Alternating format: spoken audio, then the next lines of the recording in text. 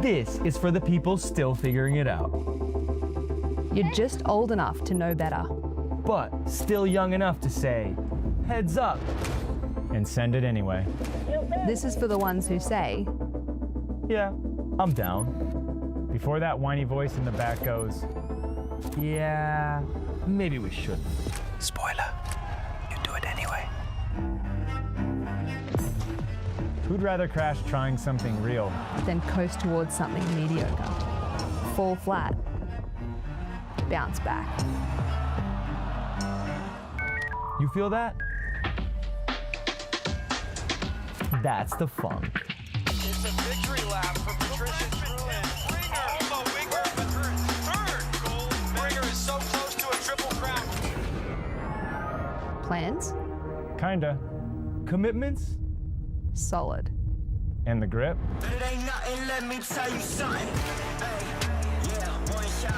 Even at 20, the nerves still hit. It's not a phase. You know what this is, right? This is it. Today's the day, slopestyle fans. This season, we cap things off where the sport was born. And in this case, amidst celebrating the 20th anniversary of Crankworx Whistler, and the stage is set. All eyes on this man right here, Francis Tim Bringer. He's won the first 2 stops of this season. 1 more left to go to cap off that triple crown. Can he do it, Alan? Yeah, Tim's been looking really solid all week long. You know he's focused. He wants that triple crown, but last year's triple crown winner, David Godziek, you know he's going to want to put something down. Second place at our last event in Cairns, Australia, so he's going to be looking to take down that triple crown. Godziek won the Triple Crown last season. He has the opportunity to be the spoiler here today, but this man has won the Triple Crown 3 times. He's the winningest slopestyle competitor in the history of the sport with 13 wins, and he's back, Alan. Yeah, he's back after a tough Cairns, Australia stop. He's going to be dropping in first, a little bit of a new start for him, so I'm excited for that. And Alma Wiggberg, our winner in the last 2 Crankworx events. What is she going to have out here today? Don't forget, she's the defending champion from Joyride 2024. She knows what it takes to perform under the pressure of this crowd. And talk about performing under pressure. She won the first slopestyle competition on the World Tour for the women. She won Red Bull Rampage back in October. Robin Goomes is here on the start list. This is going to be a great one right here. I'm your host, Cam McCall, hanging out with Alan Cook in the booth. We got Caroline Buchanan in the field, and perfect conditions in beautiful Whistler, BC, for what is sure to be a stunning Red Bull Joyride. Yeah, that windsock you were pointing it out just a second ago, dead, but just dead, just sitting there. Perfect conditions, cloud cover, so no issues with sun. When it rains and the moisture comes up, it just gives it a different feel and vibe. Everything stays cleaner, everything feels faster. It's going to be a sick event today. Everything's different here in Whistler. Of course, we've had 2 stops already this season, 1 in New Zealand, 1 in Australia. We kind of return to a similar course layout at those 2 stops every year. What makes this one different, aside from the pressure of the crowd, as you see filling in on the Whistler Boneyard, this is always completely knocked down and rebuilt every season. We're getting a great overhead view of what the course looks like right now, but let's check in with the 3rd member of our team, Caroline Buchanan, for more info on the course. This Red Bull Joyride course is an absolute monster. I'm only 5'5", and I got to take a course preview walk down this morning, standing under that finish drop 17 feet. And under the mid outdoor research best trick jump that went down earlier this week, that lip designed by Tom Van Steenbergen and Brandon Draper is 14 feet tall. So this course absolutely allows for progression, 12 opportunities to score. The athletes are absolutely going to throw down today. I'm so excited. The course is looking great. The conditions are looking even better. And, you know, we can talk about course statistics all we want, but the best way to really get a view is to go on board. In this case, let's check out the course with Erik Fedko and Ben Thompson. Yo guys, what's up? We're here at Red Bull Joyride 2025. And we're gonna take you for a lap down the new and improved course. This year is running insane. Let's do it. All right. Starting off with a little jib drop here. Straight into the nice steep dirt to dirt. Oh my god. Little boner log. Super flowy berms here. Well, tech top section, but super fun this year. I'm going switch spin. Into another hip to the left. Oh, little spin right there. Erik's spinning the hips too. Into the 14-foot lip. Huge booster. Cruising to the next berm here to the left. Nice whale tail. In. Step down out. Cruisy in, cruisy out. Rail this berm. Oh, Erik going big. Little toilet bowl. Drop. Step up. Finishing off with a big drop at the end. And that's it. Into the legendary finish corral. Woo! That's nice, dude. That's good, man. Alan, I love seeing that final drop brought back. Last year we had the cannon log, which was super exciting, but there's something nostalgic and just kind of ceremonial about having that final flat drop coming in to the finish corral. So as per tradition with Red Bull Joyride, the way a slopestyle competition works, it's all or nothing. You get 2 chances to get your best run. And the riders are looking for glory out there today, but they're not the only ones who have prizes up for grabs. We're gonna give you something as well. We've partnered up with Darko Clothing. And Tom Eistedt signature jersey just came out. It's available online. If you wanna score one for free, play our little game. Go follow Crankworx on Instagram. Follow Darko on Instagram. Leave a comment, tag your riding buddy, and at the end of the show, we're gonna get this thing on its way to a lucky winner's door. Yeah, nice bag. It's coming with pads, it's coming with the jersey, pants, fully kitted out. So yeah, big ups to Darko for that kit. So we got a star-studded panel of judges up there in the tower ready to assign numbers to these runs out here. 12 of the best male competitors in the sport, 4 of the best female competitors. We're gonna give them 2 runs to post their dream score. Best run counts. As we mentioned, this is the final stop of a 3-part series. It's all about the Southern Hemisphere to kick things off. And now we finish things off where the sport started, Whistler, BC. What do you think about a 2-run format, Alan? There's a lot of strategy at play, and these riders are very familiar with it. Yeah, I mean, there's a lot of different ways you could go about it, but there's 2 main ways we see riders do it. You either get 2 chances to do your absolute insane dream run, or you can kind of warm it up. Do what you know you can get done, get top to bottom, get those nerves shaken off, get a solid score, and then one-up yourself on the second run.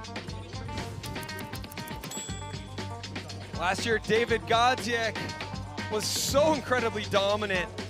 Thinking back, we used to kind of perceive the Triple Crown to be an untamable beast until 2018. Nicholi Rogatkin showed it was possible. Then we've seen Emil Johannson win 3 in a season 3 times. And now David Godziek coming back from a great season. He's the defending champion for Whistler, and now he has the opportunity to be the spoiler for Tim Bringer, who's been unstoppable all season. So yeah, back up to the Northern Hemisphere this year, the birthplace of the Crankworx Festival, Whistler, BC. It's been a great week of riding out here. Great conditions in the bike park the last couple days. Spent a ton of time in the park yesterday. Getting excited for Red Bull Joyride here today. One of my favorite things is to ride the chairlift above the Boneyard course, take a look at the features and kind of chat with everybody else on the chair about how excited we are to witness history being made out here. The crowd is in full force. Here we go, ladies and gentlemen. Red Bull Joyride starts right now.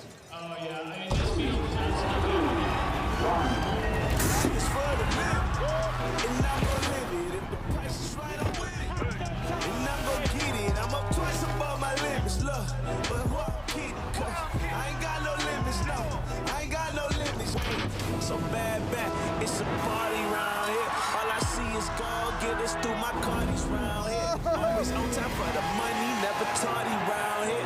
Now I'm on top and they love me, keep some shawties round here. And we go pop us some bubbly, cause we going high, yeah.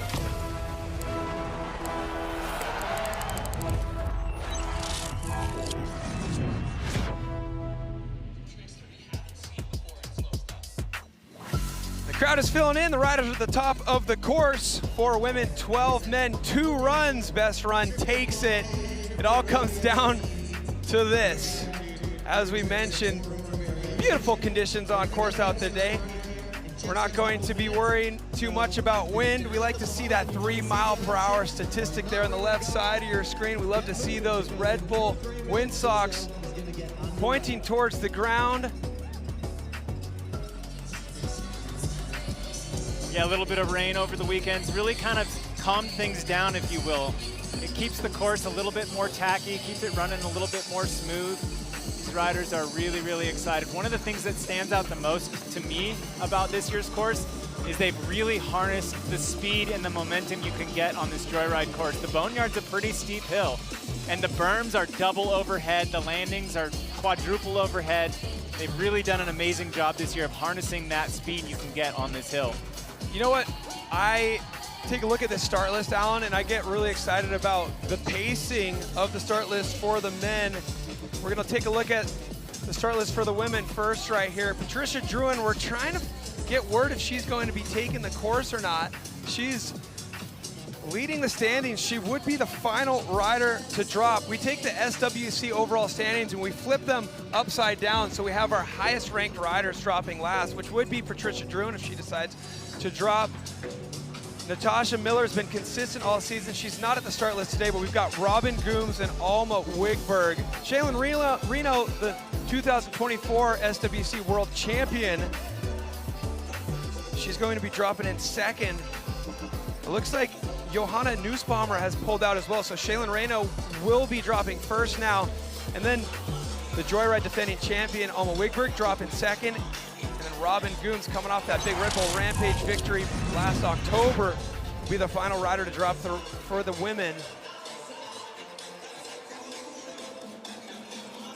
Yeah, a couple of riders dropping last minute there. You know, that's a testament maybe to a little bit, not quite enough practice maybe that they wanted. Oh yeah, we got Superfan. Crazy P in the house. Red Bull Joyride. Come on, everybody, let's do this.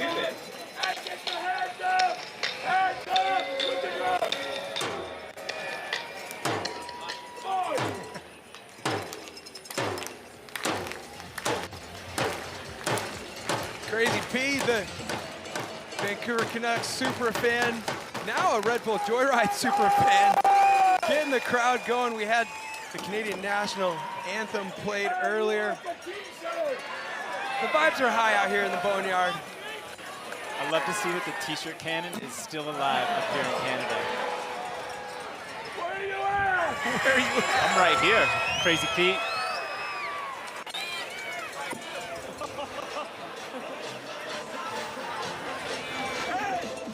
Do you think that's a personal t-shirt cannon? Pre-worn. Armpit stains and all.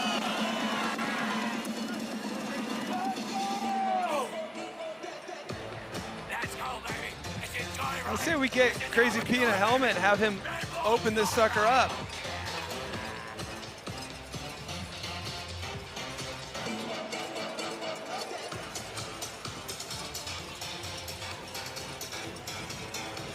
First rider to drop today to kick this thing off. I feel like she's equipped to handle this scenario right here. Last season's world champion, consistent results, hasn't won an event yet, so today could be her day. Shealen Reno coming in hot from America, looking clean in the white kit today. Shealen getting ready to start it off here. She wants a little motivation from the crowd. It's a party up here at Joyride.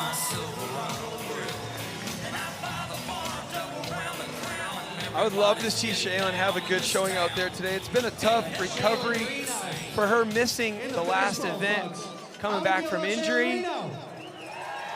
She definitely thrives with the hand and feet variation tricks coming from a freestyle motocross influence with her trick choices. She is ready to go. Shealen Reno, she was the first ever slopestyle. Super consistent rider, always has her tricks on lock. A lot of really interesting combos, taking limbs off. Starts it off with a little X up there, gets a no-footer. Off the cannon, suicide no-hander, so starts off with 3 in a row. This This is what she needs to do. She may not have the big rotational combos like some of her competitors, but if she can trick every single feature with those hand and feet combos that she is so consistent with, that's how she's gonna put herself on the podium. That's exactly right, and nothing right there. She has tricked every feature so far. Hopping up on the on-off box. Okay, so there's the first missed trick right there, but able to keep her speed going. Up and over the jump, nice little whip. Here we come. This is the big entrance into the finish corral. What's she gonna have off this huge 17-foot drop? If she can squeak any kind of trick off this, it's gonna help, because you know that's gonna be a determining factor there. You can trick every single feature. So a couple missed tricks in there, but a top to bottom run clean to kick off the women's category here at Red Bull Joyride. Shealen Reno. Yeah, really solid top section for Shealen. Something she can build on, just adding a couple of more tricks. She would have a top to bottom doing exactly what you said, and that's really where she can get these riders, just adding tricks, racking up points all the way down. Here's that solid first straight. Big suicide no-hander right off the cannon. I'm looking forward to getting another view of that nothing here off of the steepest jump on the course. Coming up after this wrapping right-hand berm. Yeah, the stats on that jump, 14-foot tall triple radius lip. What's a triple radius, Cam? Basically, instead of just having one constant radius, say a 25-foot radius, basically a parabolic shape, you have a different entry radius, a different middle radius, and then you have an end with a little bit slacker radius. What it does is it allows you to not get compressed in the entry. It allows your bike to kind of load up with the G-forces in the middle, but then not kick the back end up over the front when you exit. Really just leaves the door open for a lot of trick variations. We saw what's possible in that jump during our outdoor research trick showdown a couple nights ago. Of course, Shealen Reno, being the first rider to drop, she posts a score to beat. It's a 70.8. Big question now, Alma Wiggberg, the winner of our last stop in Cairns, Australia. Can she put together a run like we saw in Australia, littered with rotational combos?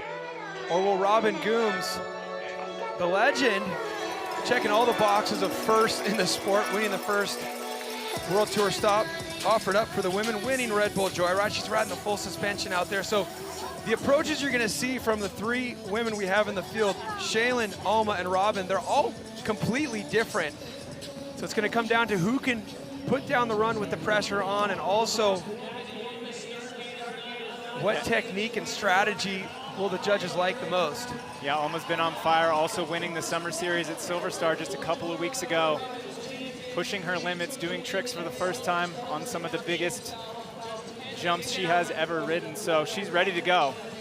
I would say second feature on this course, this dirt-to-dirt double, is right up her alley. Just the size and shape of that is very similar to jumps we've seen her doing 360 bar spins, truck drivers on in the past. She has backflip bar spins. She really has these tricks that we were seeing in the men's category just a couple years ago.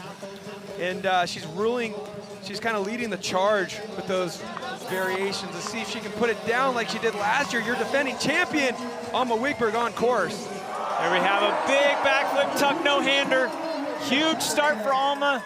Missing a trick right there, but you know she's got a deep bag. See what she's got. Tuck no-hander on the first hip.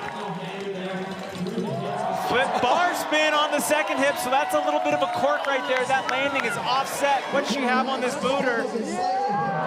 Can backflip, so flip combinations all the way down this course. Flipping bars, mid-flip, bar spin up. And it's these moments. Gets a toboggan out, looking really, really good right here, Alma. For her to get those big wings. One-handed X up, able to get just over that jump. Some of the riders are having speed trouble, but she's able to get up and over and a trick. Here she comes into this massive drop. This is a great run. What does she have on the final drop? Suicide no-hander. Oh my gosh, my heart stopped. Suicide no-hander. Her bars drifted away. She was able to find them on her way down. That's a 17-foot drop, 21 feet out. What a save. She was so close to throwing that run away, and it was such a great run.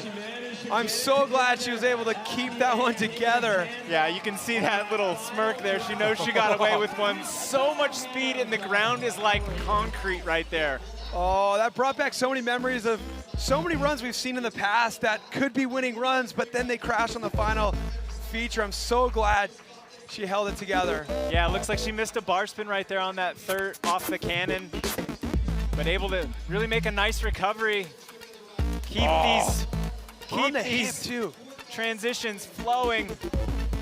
Flip bar spin on that hip, so super technical to get that trick off on a hip jump. That jump is angled just enough to make those straight backflip variations just that much more complicated and challenging. The judges will be taking note. As you see, these are the tricks she chose for her run, and they're really gonna do their best to figure out what score it deserves. But this is gonna be a tough one to beat right here. Robin Goomes is gonna need to pull something out of the back pocket to hold a candle to these massive rotating variations, Alan. Yeah, getting a trick off of every jump, that's gonna be the key for Robin's run, but there's that near-death experience. I think Alma's life flashed before my eyes, Cam.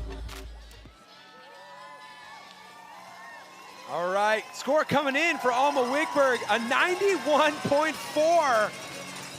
Caroline is standing with Alma. Back here again, you won the first ever inaugural Women's Joyride for women last year. What's it like dropping in for a second time? It's really cool. I love this event. And we see you at the top. What are you doing? Are you visualizing? Like, talk us through those moments and the nerves before dropping in. It's been a really tricky training week, so I didn't really do all my tricks in practice and just wanted to like sort of visualize the trick to, yeah, I don't know, just feel it. And coming up to run number 2, there's a few moments left to score. What can we expect from you? We'll have to see. Congratulations, Alma. Solid first run. 91.4, the score to beat. That's got to be a dream run for her. You said, you know, she may have missed a bar spin here or there, but she didn't miss any of the big bangers, and that's what's going to weigh heavier. Yeah, not only did she get those tricks in on her run, but where she was landing, the height, the control, the style, it was all there. Robin Goomes, the history maker, won the first women's slopestyle, won the first women's rampage. Here we see her on the full suspension bike. She spent those earnings from a super successful 2024 season on creating a training compound. And she's been working on adding more tricks to her repertoire to compete with runs like we just saw from Alma Wiggberg. Yeah, an open door policy at that training compound. So she built that not only to progress herself, but the women's free ride movement. It's so cool to see so much camaraderie between these movers and shakers. Those of you at home, keep in mind we have the GMC Rider of the Day up for grabs. Let us know in the comments who you think is your favorite rider of the day for the women and the men. Robin Goomes on course, X up to start things off into a one-footed can-can, Alan. And then a toboggan right there off the cannon, so she's checking that box. She's got a trick on every jump so far. Nice big whip, laying it out right there. Think about the fact that we saw a backflip bar spin on that jump from Alma. Robin needs something big here on the super booter. Nice backflip. Oh, coming up a little short right there. She was able to spot that landing and see that, tuck those bars in her chest. See if she can keep that momentum going. Just trying to recover that speed. You see her rip that turn. You have to rail that berm so hard in order to clear that dirt-to-dirt double, and without clearing that dirt-to-dirt double, you can't even make it around this toilet bowl into the final feature. Robin connects. Let's see if she has something for us off the final drop. And X up. Great run out. I'm not expecting it to threaten the 91.4 we saw from Alma Wiggberg, but it's always got to feel good to put one top to bottom and enter that legendary Red Bull Joyride finish corral. Yeah, tons of room for improvement out of Robin right there, but you know, that's all right. She's just getting the nerves out, getting that first run in. Making it to the bottom will build so much confidence, and that's just something you can carry into the next run and just kind of nail all your tricks because of that. Boom, boom, boom. Good rhythm on the first straightaway with the first 3 features. Left a little bit to be desired on the hips there in the middle. Nice backed whip. it up here with this backflip. Coming up a little short though. Look, she almost gets launched over the front. Good save. Yeah, watch her come in. She spots the landing and then tucks her arms up right at the last second. She didn't do that. She might have gone over the bars. Luckily, she was able to salvage speed into the whale tail. Great to see the whale tail back. We're gonna see some big tricks out of that thing later on today. If what we've been witnessing in practice is any indication. And yes, this may only be an X up, but I'll tell you what, when you're coming off of that final drop and all you see is the sea of human faces, it's very intimidating. So great to see Robin Goomes put a top to bottom run down. Where's she gonna slot in here, Alan? Let's see, it looks like a 66.2, so third place for Robin Goomes right there. Tons of room for improvement though, as we said. Shealen really rewarded for those kind of more roll of the dice combinations like the nothing off the super booter. So there we go, after run number 1 for the women. It's looking like Alma in first, Shealen in second, and Robin Goomes in third. Guaranteed podiums for everybody out here today in the women's field. Yeah, that's got to pull a little bit of the pressure off. Okay, do you think he's gonna win? Big 2 broadcast day out here for you Crankworx fans. After Red Bull Joyride, make sure to set your alarm. Join us for the Outdoor Research Ultimate Pump Track Challenge. Kicking things off 4 o'clock Pacific time.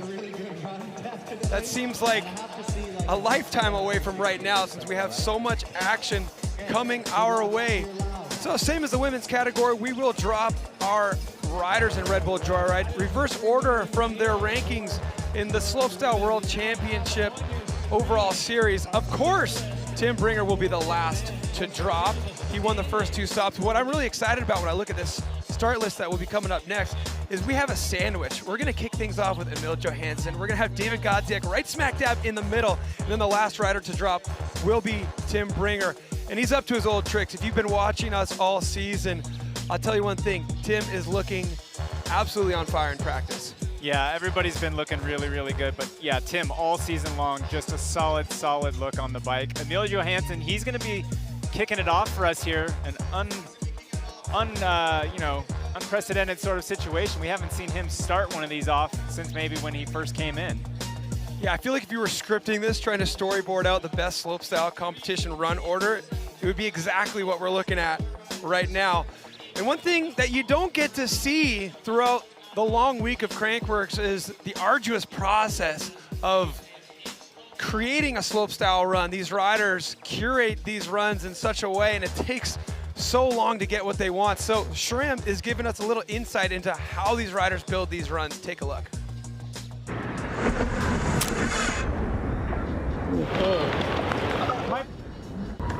Everyone sees the final run, but not everyone sees this part.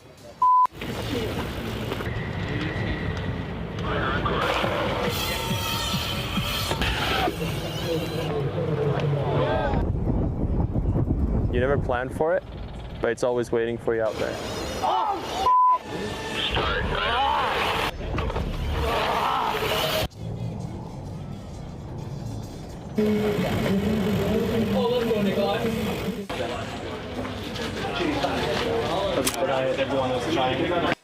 Red Bull Joyride is everything. 2 runs, every feature counts.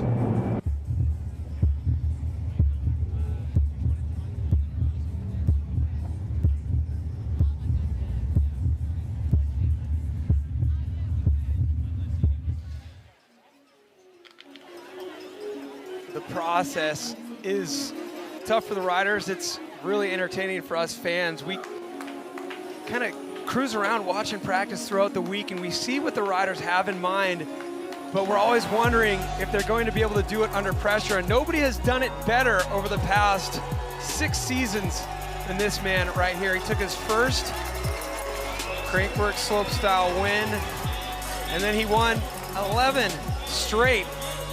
Total of 13 wins in the storied career of Emil Johannson, 3 triple crowns, but it's been a different story the past couple seasons, Alan. Yeah, a couple of big crashes over the last couple of years, both actually in cans on that lower section.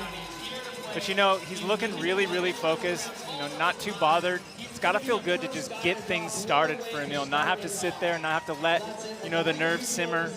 He's really going to open it up and set the tone for this men's category. If you think back, I mean, the beginning of his dominance came after setback, and we kind of forgot that he was human for a little bit because he was winning so many events and he was absolutely unstoppable. But battling injuries, he had a practice crash at Joyride just last season, fought back to kick off this season. He was in Australia in the middle of an absolutely ridiculous run, could have potentially won. Huge crash, broken collarbone, broken ribs. Wasn't that long ago. He's already back in full form. Here we go, Emil Johannson dropping in. Starts off with a half cap tail whip, okay. Opposite 360, one-handed X up. Oh, straight no way. into a 720. Usually we see those corked out, but that was a proper 720. Triple downside tail whip. Truck, I lost the direction on that one, you got me? Yep, regular truck to double down whip. Here we go into the super booter. Backflip double bar spin. And that's 7 on the cannon. So clean. We haven't seen that from him before. Opposite 360 tail whip. Regular 360 tail whip out. Looking so clean. What's he got? Big suicide no-handed front flip. That is not normal.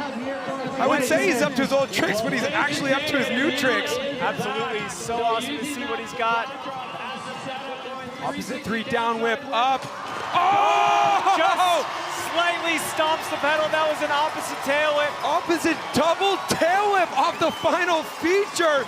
No way. We don't see opposite bunny hop double tail whips off of a flat drop like that, but this Joyride course has given him enough time in the air to make it happen.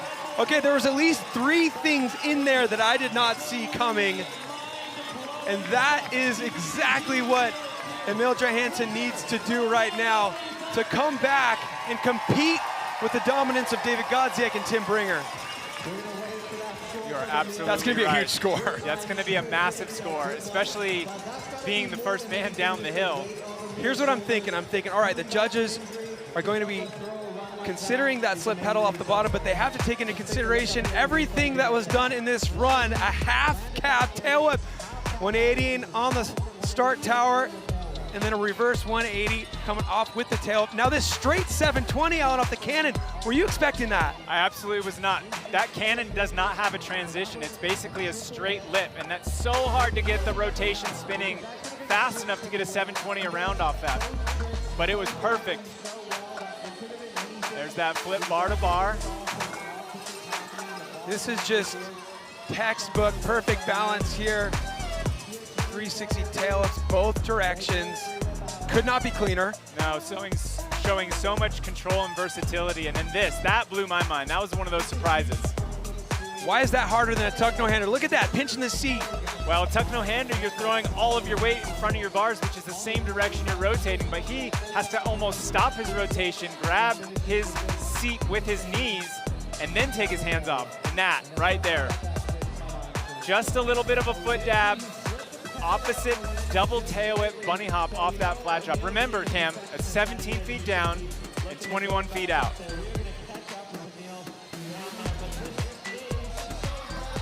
All right, Caroline's in the finish corral with Emil Johannson after a banger run.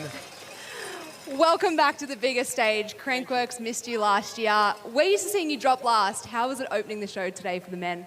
It feels amazing to be back. Honestly, this past year has been nothing less than really, really hard. I've underwent 4 surgeries, or it's just been really tough. So to be back here means a lot to me, and just to be part of it makes me really happy. So yeah, it's good. And a special Joyride for you. You've got your partner Moa. How does that make it more special? What do you say? You've got your partner Moa supporting you. Is there anything you'd like to say to the fans who've missed you so much? Yeah, I'm more than happy to be back and see that Whistler's doing better than ever. So yeah, super happy. Do you think that's enough to take the win? I put in the work this week, so I hope so. Well done, Emil. Thank you. Emil has done his job. It's time for the judges to do theirs. I want to talk about that final trick right now. If you see somebody do a regular tail up off of that flat drop and slip a pedal, you say, oh man, that score's basically getting thrown away. If you see somebody do an opposite tail up, you're like, well, the judges will consider the degree of difficulty of that trick.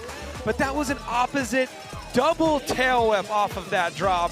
It almost scrubs and erases that little foot slip. I have a feeling we're going to be looking at a pretty big number here. Yeah, Emil doing what Emil does, spinning all directions, tail whipping all directions, bar spinning all directions, really mixing it up. Yeah, just back in May is when we saw Emil hit the ground hard in the middle of that run in Cannes. As he said, 4 surgeries. I mean, we talked about the broken collarbone and the broken ribs, which he's highlighting here in his post after the Australian event, but also he was getting other older injuries maintained as well. It's been a long road for Emil, and now it's all paying off with a 91. Emil Johannson setting the bar. Yeah, the bar has been absolutely set. Emil happy with that score. A 91 to start off. The pressure has gone all to the top of the hill now. Oh, man. I mean, we have the big dogs out there who've accomplished so much on the World Tour. But next up, we're going to have a rider who earned their spot from a gold level event just a couple weeks ago. An event in Silver Star on the Crankworx Summer Series. That event historically introduces us to the future riders of the World Tour. It is no easy task to get on the podium of that event, but this man did exactly that with a 2nd place in Silver Star, earning his wild card spot here. This will be the first Red Bull Joyride appearance for Tobey Miley.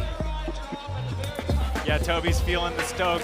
Watching that run from Silver Star just a couple of weeks ago, he looks like he has locked in tons of tricks in his bag. Definitely a podium contender here. Tobey Miley swings for the fences in a gold event. Imagine what he has planned for us here, the biggest event of them all. 22-year-old German is about to wake up everybody in this valley. Imagine dropping in after Emil Johannson, but especially after Emil drops a run like he just did. Here we go, Tobey Miley ready to ride the wave. Does a funny hop tail whip in, straight to backflip, bar to bar. Flick tail whip off the cannon, goes a little deep, but is able to maintain his momentum. Big corked out 720, actually an 810 on that hip. Yes. Nice alley-oop on that hip for that 360 Indian air. Double backflip on the Showtime booter. Tail whip up. 360 tail whip out, so he's looking really, really smooth. No mistakes anywhere yet. So clean. All right, it all comes down to this. He needs to cap this thing off. This is a great run for Tobey Miley. Yeah, really solid ride. I mean, a lot of authority. Tail whip up onto the tail whip with a backflip, straight drop off. Yeah. Better hold on to the handlebars, buddy. You're going 100 miles an hour. I know. And it is not smooth coming into this finish corral. Into this event, and he absolutely took it to full. So awesome to see Tobey capitalize on that wild card spot that he was able to win just a couple of weeks ago. He's having a good summer, that's for sure. 22 years of age, out of Germany, 8th at his first World Tour appearance in Australia last season, fighting his way back onto the world stage here in Joyride. Let's take a look back at this run, Alan. Yeah, looking really solid, especially on these top jumps. Flip bar to bar, and then this right here was super impressive. Deep. Backflip tail whip, over-rotated, went deep, was able to just stomp it and keep his momentum. Corked out 810 on that first hit. 810 degrees of rotation is what that is. About 2 1/4 spins. Good variety in this run as well. Double backflip, which is a super dangerous trick, a lot of commitment.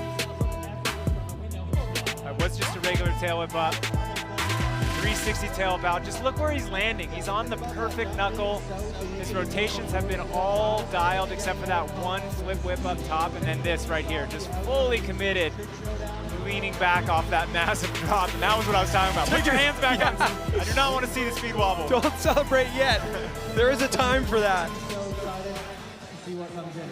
Awaiting the score there for 22-year-old German rider Tobey Miley after a fantastic top to bottom. Not expecting it to unseat the run we saw from Emil Johannson, but let's see if it puts him into competitive territory for the rest of the field there. 76.4 for Tobey Miley. Cam, what does it do for your confidence for the second run when you do stomp all your tricks like we just saw Tobey did? You know, all the pressure's off. You say, all right, all of my hard work wasn't for nothing, and now you have an opportunity to experiment a bit. Look at this, a legend on the tour, a rider who has graced the podium here at Joyride. He's done it twice. First time was a third place back in 2016. But 8 years later, he did it again. That was just 1 year ago, a third place for Max Fredriksson in 2024. The 30-year-old out of Sweden, a crowd favorite, undoubtedly after so many years on tour. Yeah, showing his resilience. Coming back to the Joyride podium with such a big gap in between, so much determination. You know, Max is ready for today. I was talking to Max earlier in the week. He wants nothing more than to drop a dream run right here. Not sure how many more seasons he'll be competing, so he wants to lay it all out here today for the Joyride fans. Mixing it up right there, spinning opposite in that middle set. Big tuck, no-handed three. Whoa! Flip bar, flip tuck, double no-hander. bar, Bar, two bar, yeah, nice. Double downside tail whip. Big backflip whip. Hangs up just a little bit, gets a pedal in. Spinning opposite right there. Back regular truck to nice little undown. Ripping that turn, keeping his speed up. Coming up a little short to riders. It actually goes uphill a little bit right there, so being able to rip that turn is important. Fans at home, keep in mind who your favorite rider of the day is. Leave us their name in the comments. Double tail up, little bobble on the pedals, but he does manage to get a 360 off. So Max, maybe not the run that he had planned at the top, but very, very respectable, something to build from. Great run, but obviously Max Fredriksson wanted to clean it up. I can almost guarantee you'll see him back up the top of the course for run number 2. Absolutely. No question. One of the most technical riders, always switch trick after combination. No other finish corral like the Joyride finish corral. Let's see what he's got here. Trucks down on that first drop. Right here. Opposite 360, he definitely wanted more right there. But he's able to recover. 3 tuck no-hander off the cannon. That was one of the highlights for me right there. The backflip double bar spin to tuck no-hander over a hip jump. 4 tricks in one visit to the air. Right there, big backflip tail, and that's where he started to slow down a little bit. Hung up the back tire just a slight little bit. Another opposite 360. And then this down at the bottom. What we didn't see there is he had a tail whip trick on the way up and bobbled the pedals just a little bit. The amount of time you have on there is like a blink of an eye, and for him to get his feet back on, to keep his focus and get a 3 off that is pretty impressive. Here we go, score in for Max Fredriksson, a 63. Max Fredriksson will be looking to run number 2 to clean things up a little bit, but it's great to see him make it to the finish line corral. Also great to see, we've seen him wave off runs in the past. He's learned that anything can happen in a long day of slopestyle competition.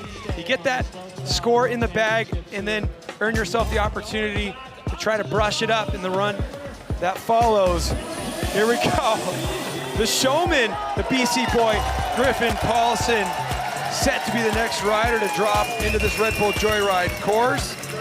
He was injured and didn't compete the last stop in Cannes. His best result was a 5th here last year. So not only is he comfortable and acclimatized to the additional pressure of Red Bull Joyride, this is one rider who actually thrives on it.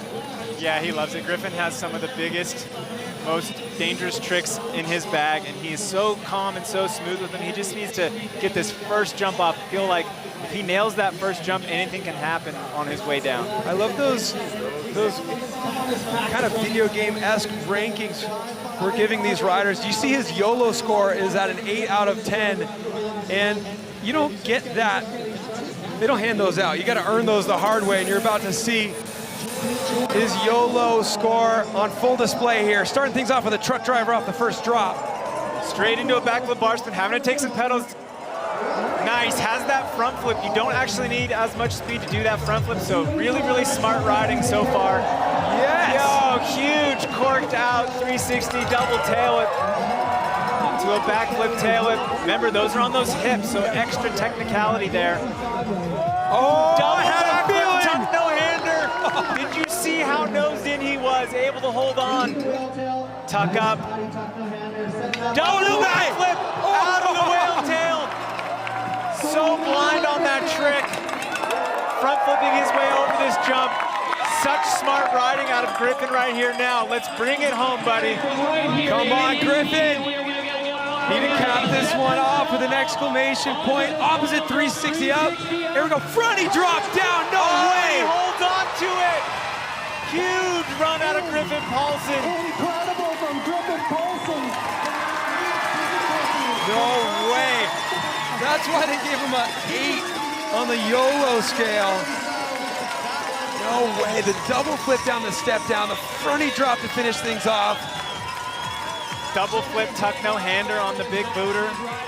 Yeah, that run was action-packed from top to bottom. Once he stuck those first couple tricks, that's what happens. He just gets locked in. Yeah, he rides the wave of the crowd's enthusiasm. He was out here before we even started the broadcast, just getting the crowd going before he got in the shuttle to the top of the course. Yeah, a lot of big moments in this one here. Looking really nosedive, so much style. Right there, he hung up just a little bit, and having that front flip off the cannon, having that trick in his bag, being able to just pull it out at any time, really saved this run.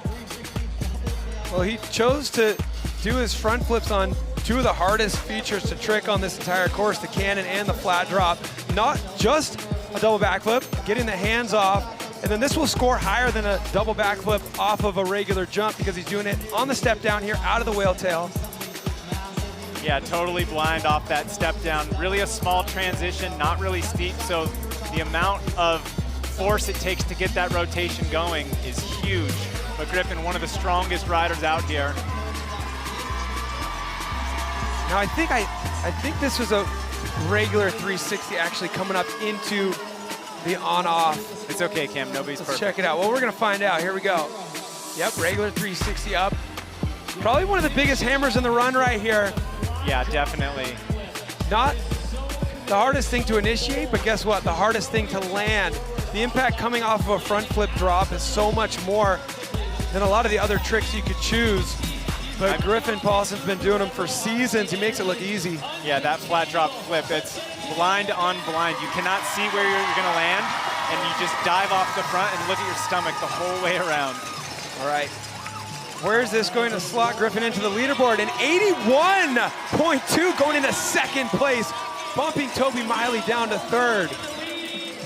Griffin looks at that with a huge smile. And these riders just feel so accomplished when they make it successfully into that finish line, Carl, because it's a long road to curate a run that goes successfully in run number 1. Let's take a look at what a day in the life of Erik Fedko looks like during Red Bull Joyride week.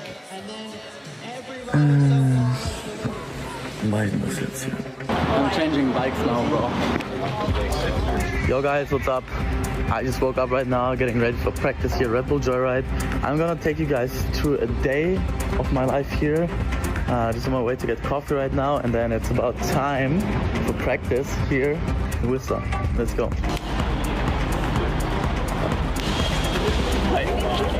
Doesn't look too bad up there.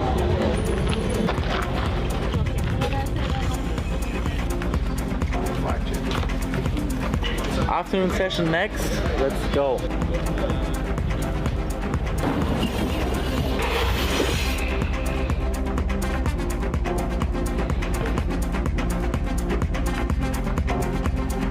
Finishing practice day with a nice dinner with all the boys. Everyone had good practice, and I'm flunking out.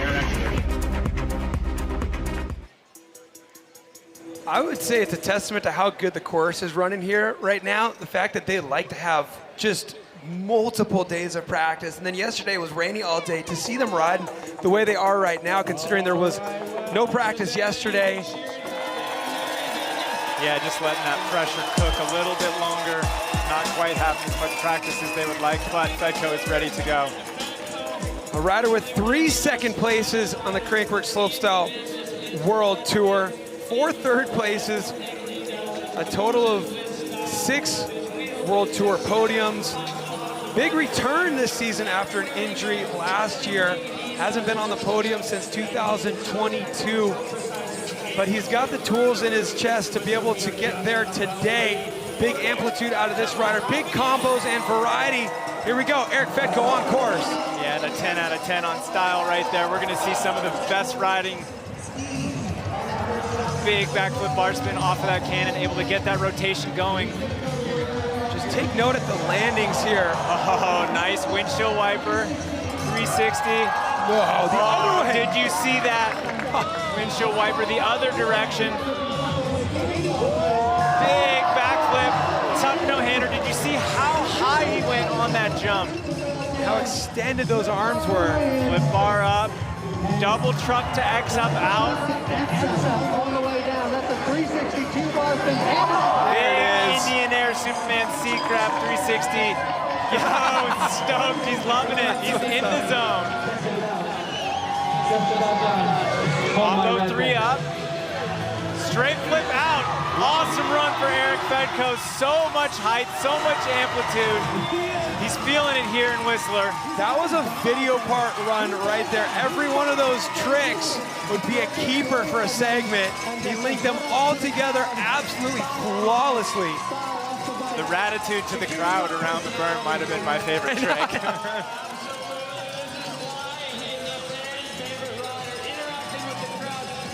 That is so easy to watch. Yeah, that's well put, well put. So nice on the eyes. 360 bar spin off that flat drop, flip whipping in, nosing in. Flip bar spin off the cannon. I mean, he even had amplitude off of the cannon. Yeah, popping everything. There's the first windshield wiper. And then back the other way, he's gonna do it. These are not tricks we usually see being done on hip jumps, but Fedko, so much control and so much power in his riding. A good double bike length higher than Griffin on that one. So much amplitude. Couple bike lengths down the landing on that super booter as well. 360 bar to X up, 4 tricks on the way out of the whale tail, and there, classic Fedko. On a jump that people are having a hard time getting speed for, he's going straight to the moon. I mean, not only does he make it look easy, but he makes it look fun. You see he's having fun as well, waving to the crowd mid-run around the toilet bowl. Yeah, that was a good time. I can only imagine how that felt. I could watch that all day. The judges are watching it as many times as they want in order to make sure they're giving it the right score. It's always a question, how much will they reward the execution here? Will they do? 85.9, Erik Fedko knocks Griffin Paulson down into third, Fedko into second. So Emil Johansson's run really setting the tone here. The judges loving what they saw out of Emil. Still that top mark, but Fedko sliding right into second place. Plenty of riders to come. Oh, a little look back at our leading run so far. Emil Johannson back at the top of the leaderboard where he feels most comfortable. A lot of work to get there. Yeah, that bunny hop opposite double tail whip into the finish corral. Like you said, a little bit of a stomp foot, but when you're doing things that nobody's ever done before, it's okay. You can still get a 91. Look at this. This is what we were talking about before. We're going to start with Emil. We're going to have Godziek in the middle and then Tim Bringer at the end. This means we are in the middle of the start list here for run number 1. This is the man who was unstoppable last season. He won the Triple Crown. He's your defending Red Bull Joyride champion. The Polish rider, 31 years of age, David Godziek, is here to be the spoiler. We heard him in an interview after first couple days of practice saying he has a few tricks that are on lock that he's really excited to perform here today. And with the way this man trains, my guess is as good as yours as to what he's going to surprise us with here in this run. Yeah, also winning just a couple of weeks ago in Silver Star and our OR Trick Showdown. So he is on the upward trajectory. Can he keep it going? Here we go. David Godziek on course. Backflip Barsman off that small drop. How does he do that? Straight into an Indian Air Superman Seacraft 360. Straight double truck like Chris Doyle. Eat your heart out. Come on, cash roll tail whip on the hip. What? Oh, the other way. What are we watching here? There's the twister no-hander. I keep thinking he's coming up short. 1080 tuck no-hander, all corked out. Double truck up. Barsman backflip out. Okay. Take a breath. This is going to be huge if he can get this to the bottom. Oh, double tail there. A little bit of a bobble, but that's okay. Kind of like what we said in the Mills run in the context of this run. Packed full of bangers. A little bit of a pedal slip is okay. You got to keep it rolling. Oh, no! Godziek. The run that he had going, we have seen him in this situation last year. He had to nail his run in order to bring home that Triple Crown and his first Joyride championship, but it's not how you want to do it. This is why we have a 2-run format. It's been so long learning these tricks and piecing together the ability to link them. David Godziek with another opportunity to land that dream run. Was that a 360 double tail he was going for up there? I think it was just a 3-whip coming up. I think he ended up a little bit short on the landing. Might be a symptom of tagging slightly on that double whip on the dirt to dirt. Let's take it back up to the top. Yeah, just the perfection of every one of those tricks, height, amplitude, execution, and right here, cash roll, tail whip. I mean, boom. Back-to-back cashy whips on hips that are different directions. It is so hard to control. You're under-rotating one way, you're over-rotating another, and there's a 1080 rotation forward, corked out, getting the hands fully stretched.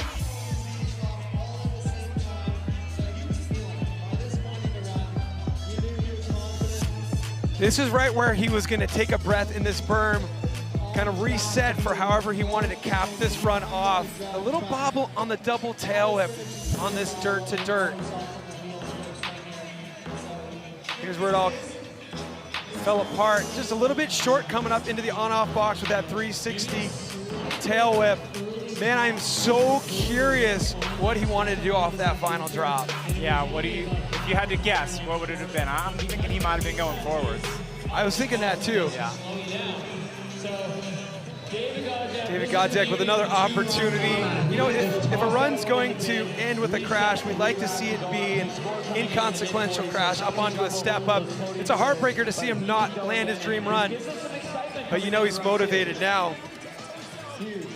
Well, those of you joining us, we got prizes up for grabs. We're going to be giving away a Tom Eistedt signature jersey with a pair of Darko Black Gravity pants, as well as DH knee pads and a Gravity vest. Both of those items of protection are built with Rheon technology. Follow at Crankworx, follow at Darko Clothing. Leave us a comment, you'll be entered to win. We'll announce at the end of the broadcast who will be sending this care package to. Nice to see Darko jumping into the protection game. You know, if you wear pads, you just get to ride more. It's great. Yeah, we've definitely seen a lot more riders the past couple of seasons padding up with full body armor, kind of following in the footsteps of Nicholi Rogatkin. You know, you see a rider like that so resilient, you think, oh, there must be something to it. Here we go, Lucas Huppert, 25 years old, out of Switzerland, coming off of a podium at the gold event, Crankworx Summer Series in Silver Star. It was really exciting to see him 2 seasons ago in Innsbruck, Austria, finally make his way onto the podium. It was a bronze medal, Innsbruck 2023. He's kind of elevated his consistency the past couple of seasons.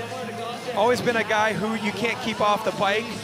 You never worry about him training on the bike as much, but he's been in the gym more, building the core strength, and you've seen it really help out his riding in the middle of these long runs with 12 trickable features. Here we go, Lucas Huppert on course. Getting that 360 bar spin off, quick little pedal in.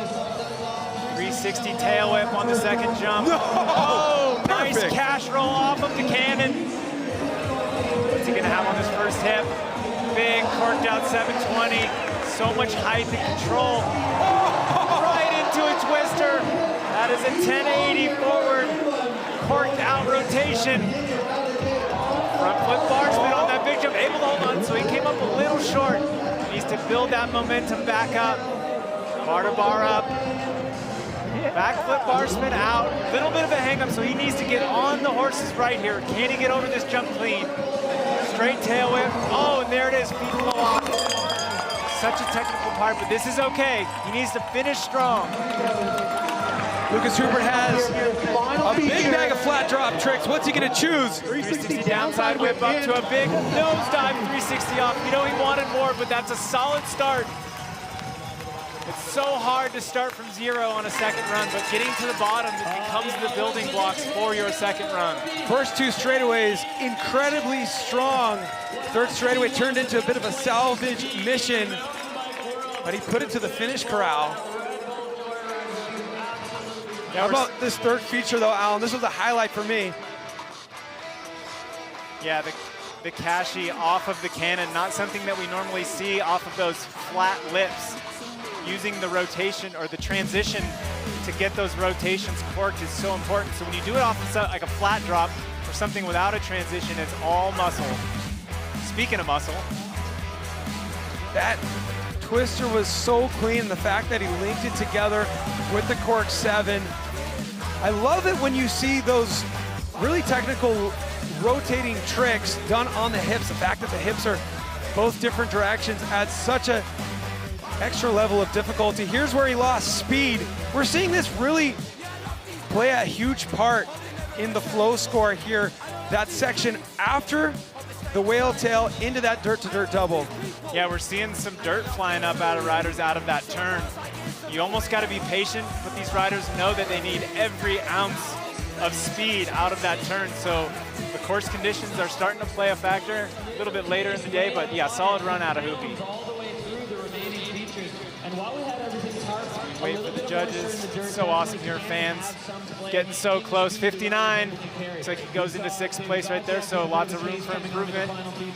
Well, this is cool. We're seeing some dream runs. We're seeing some glimpses into what the dream runs would be for other riders.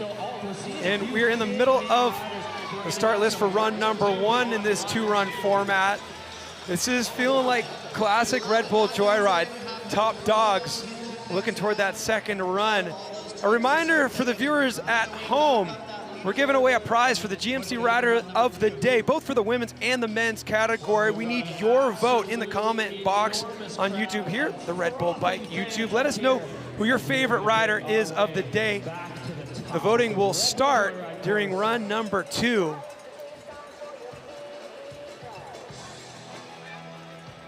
Speaking of rider of the day, there's a couple riders out here who really harness the power of the energy that this crowd can potentially bring if you're willing to accept it. The top of the list would be Nicholi Rogatkin, a fan favorite because of things like you're seeing right now. He pumps the crowd up, they pump him up. It's a symbiotic relationship that results in a whole lot of entertainment value from this veteran slopestyle competitor out of the USA, 29 years of age, the first rider ever to win 3 events in one season, proving that the Triple Crown was possible. That was back in 2018. He's had 6 wins in Crankworx slopestyle, 7 podiums. Love that, 6 wins. A 9 on the YOLO, and here we go. Tail whip drop in. Cash roll on that middle top set off of the cannon. 360 tail whip, okay. Nicholi is in. Off the first hit, getting that twister. Come on, Nicholi, going deep. Keeping his speed up. Looks like maybe a plan B on that flip bar spin, but he's able to get around the turn. Cash roll tail whip, muscling around that second rotation. Backflip up. Double tail whip out. Nicholi hitting that berm good, so he's got speed. Blowing that berm. Tuck no-hander. Clearing over it, keeping his feet on the pedals. Looking really solid. This is where we had trouble last year with Nicholi on the final feature. What does he want? Oh, 360. Looks like he was going for something, but he was able to hold on to it. Looked like he was going for 360 X up right in the middle. He starts looking the other way to get the X up and realizes, hey, I'm slow on the rotation. I need to tighten this thing up. Yeah, such a long free fall from the top of that drop. Nicholi, only 6 weeks ago, had a broken arm. Didn't know if he was going to be able to compete, so he must be stoked getting all the way to the bottom on run 1. That's crazy. He's able to push through that pain. We saw him withdraw from the Outdoor Research Trick Showdown because he said, you know what? It's only 6 weeks since this broken arm. I need every little minute of healing that I can get. Classic pace of Nicholi Rogatkin, the boom, boom, boom. You said a little bit of potential improv here after the twister over the first jump in the hips. Going deep. Watch where he lands right here. Almost halfway down that landing, so he's going to have less speed right here. Opting for the flip bar spin. Does come up just a little short, but able to get those cranks in. Super hard gear on that bike, so he's able to accelerate even at that high speed. And here the cash roll tail up. You can see there on that second rotation how he just rips that shoulder around to make it come all the way back to his wheels. Well, let's hand that microphone over to the crowd favorite there, Caroline. Nicholi, now you are the man that won the first ever Triple Crown, and we've got someone up for the title. How hard is this one to actually achieve? The Triple Crown is so impossibly feeling to achieve, but the energy here in Whistler, you just feel so much motivation to go out there and get it.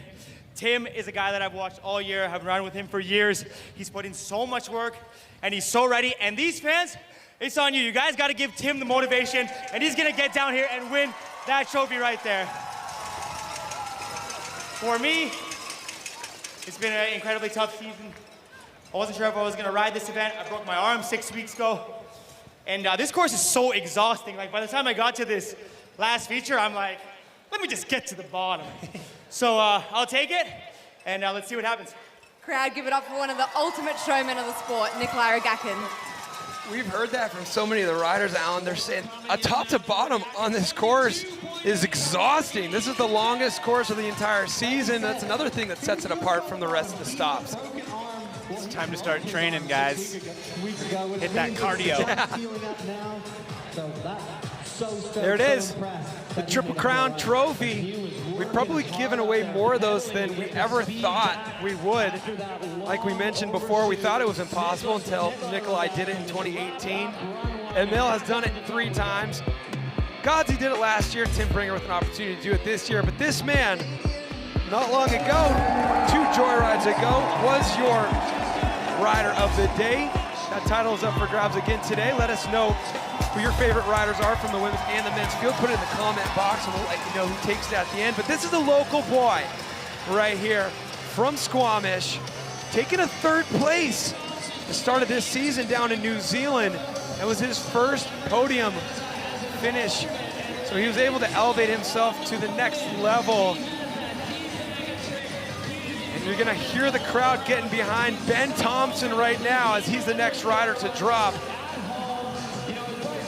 know Ben is hyped. This is going to be so good. What's he got? A lot of riders doing that, trucking off, little offline, but he's able to get right back in, gets the flip bar spin. Nice front flip. Ben is so consistent, clean with those front flips, doing it off the cannon there. 360 tail whip. No, yes, he gets so it. Good. 360 bar to bar, 2 downside tail, 4 tricks, all in that rotation. That was a huge link there on those 2 jumps. Flip bar to bar. Looking really good right here. This is where he's gonna need to stay absolutely perfect so he can carry his speed through the course. Double truck down, looking good, gets a pedal. Oh, cases on that tail whip right there, bounces off. The more riders that do the same thing, the less that's gonna affect his score, but that is true. He's gonna need to really nail it down here, solidify this run. Here we go, Ben Thompson, front flip, tuck no-hander, no! Such a hard slam. That's what we're talking about. The reason why the judges reward those drop front flips is because they are so hard to land. A little bit short on the rotation and causing his momentum to just carry on forward, ejecting him over the bars. Luckily, he's coordinated enough to tuck and roll, but that dirt is hard. Yeah, it turned into a front flip, 2 front flips. We talked about it when we saw another rider go off forwards. It is blind on blind. So when you're doing that drop, it's just a diving board. You can't see where you're going at all. And when you lean forward, the only thing you can see is your stomach. And it's just completely blind. And the fact that he wasn't able to just sit calmly during the whole front flip and time the rotation, gauge the air time. He was in the middle of a no-hander. He had other things on his plate, other tasks to tend to. Man, this jump really becoming a main character in these runs, isn't it? Yeah, it's really sucking the energy out of these runs and putting the pressure on these riders for this final drop here. So let me show you through this. This is what's gonna happen. He's going off, and because he can't see that he's under-rotating a little bit, he lands back tire first, takes his feet off, and just catapults him over the front. And like you said, that ground is like concrete. He was a little late on the snap as well. His front tire was almost off of the bridge when he lunged forward to initiate that rotation. I mean, I know it sounds crazy to say, but it was a ninja move there to land on his side rather than going straight to his bottom. His entire body is gonna feel that when he wakes up tomorrow. Oh, for sure. I mean, he's young still, he's 22, but that is gonna hurt. 44.8, Ben Thompson not able to cleanly enter the legendary Red Bull Joyride finish corral. Hopefully he's feeling good enough to get back to the top of the course, but if he's not, I think we will understand. The score to beat right now, 91, held by the winningest slopestyle rider in history, Emil Johannson. Next rider we're going to see will be a consistent rider out of France. He has graced the podium here 2 seasons ago, the second at Joyride 2023. Exciting to see Paul Couderc at the top of the course as we reminisce the run to beat right now. I keep forgetting about how he started this run off because the bottom was so explosive. But that half cab tail whip in, that is over the top difficult. It's kind of the way Emil does it. He does so much, and we need to watch the replay of these leading runs 4 or 5 times to remember how many groundbreaking moves they had. To be consistent enough on a half cab tail whip, to be confident in doing that, and that's how you're gonna start off this Joyride competition. Unbelievable. The 7 off the cannon, which is something we don't see. And then not just a lawn dart fronty here, on a jump that everybody's having a hard time clearing, he does a front flip suicide no-hander, which will score higher than a front flip tuck no-hander. It's more difficult and just a rarer trick to see. You don't see that very often. It's another thing you don't see often, opposite double tail-ups off a flat drop. Yeah, so cool to see, kind of like, you know, a little bit of a new version, so many new tricks in there, keeping it really, really exciting. He always has had such a deep bag of tricks, but you know, you can only do so many tricks in one run, and it's nice to see him mixing it up. I feel like he studies the history of the sport, and he goes, all right, what is being neglected? What tricks aren't being done? Where is there an opening of opportunity right now to get creative. But when it comes to getting creative, nobody has more jaw-dropping video parts than this Frenchman right here, Paul Couderc. Mentioned this a minute ago. He was silver medal Joyride 2023. He has 2 4th places this season, really settling into a consistent groove. Probably the height of his career right now in terms of slopestyle results. Paul Couderc, what does he have for us today? He's got energy, I promise you that. One of the most electric riders on the World Tour. Never a question what Paul Couderc is feeling. Just look into his eyes. I always get goosebumps when he's in the start gate. We've got 3 riders left to drop. Paul Couderc, Chance Moore, and Tim Bringer. All eyes on Paul Couderc now as he enters the Joyride course. Fast plant 360 off that drop. That means he took off of his foot to get that rotation going. Nice 3-whip on the cannon. So Paul really good on these hips. Let's see what he's got here. Oh, big corked out 720, opposite direction, and then back the other direction a little more standard 720. So really showing variation there. Is the speed for this double backflip. Massive and clean rotation right there. 360 toboggan up, backflip tail down. Where we need the speed here. Getting on those pedals. Come on. Oh, no! Well, he's going to keep it going. As I said, a lot of riders having that trouble. So hard to stay focused. Looks like it even turned his steering, so unfortunate case right there for Paul Couderc. Oh, man. I mean, I can't believe he was able to keep rolling after that. He 50-50 case that double. Anyone got a tool? I'm sure there's plenty of people with a 5 mil Allen in their pocket right now. This is Whistler Bike Park. He doesn't seem to care, though. I think he's just going to go with it crooked. What a madman.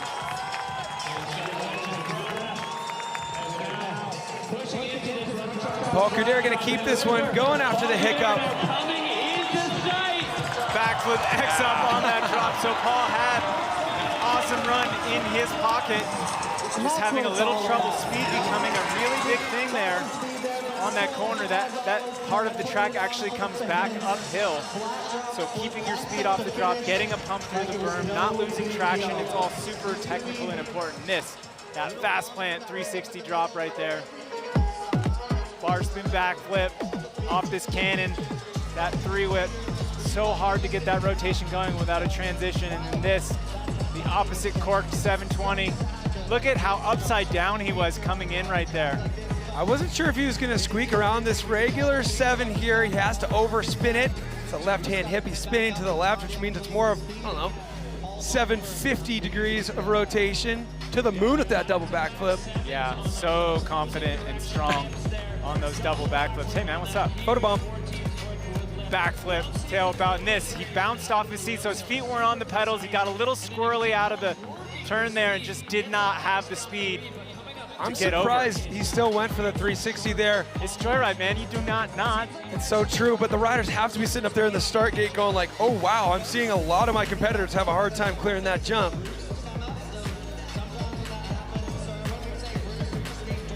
Look how stalled out he got in that backflip X up. So he's got the pieces of the puzzle. He just needs to put them together here on this Joyride course. Paul Couderc with a 52.6, currently in 8th. One of the things I really like about this Joyride format is they re-rack. So the lowest score will be going first, which, you know, we're going to get to see some of those lower ranked riders in the first one go first this time. So really, we're going to see a pressure shift. Keep the adrenaline rolling. Oh yeah, 2 riders left to go in his first Red Bull Joyride appearance. The youngster, 21 years of age, out of Langley, BC, building a training compound in his backyard and putting in the hard work to earn his way onto the Crankworx Slopestyle World Tour. Coming off of a podium in Cairns, this guy's only dropped in 3 times to a Crankworx Slopestyle event. He's finished 5th, 5th, and 3rd. This kid is a phenom on an upward trajectory. Chance Moore getting ready to drop. Yeah, he's been thinking about this run a little bit longer than most people last year, having to pull out due to injury in practice. I don't know, I have goosebumps. I just know how long he's been dreaming about this moment.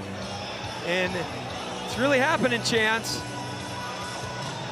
Look at his settings on that Pike DJ. Stiff here for slopestyle. Oh yeah, stiff on stiff. Carry speed, you're gonna need it. He was able to see the 10 riders before him. See if he can execute his plan.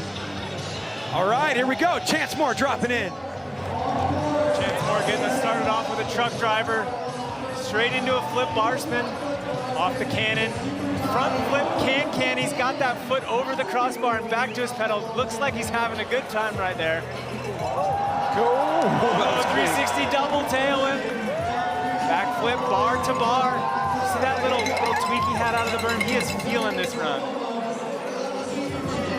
Double backflip on that giant jump, clears it, no problem, so his speed is where it needs to be. Gets a backflip, double bar out. Can he keep the speed over? Front flip, that helps. Oh, so smart. much to have that trick in his pocket. He is having a good time here. Gonna let it all out right here, back into the village. Opposite 360 can. Yeah, come on, down, come on. Nice. The run we knew he could do. So awesome to see him capitalize on this opportunity.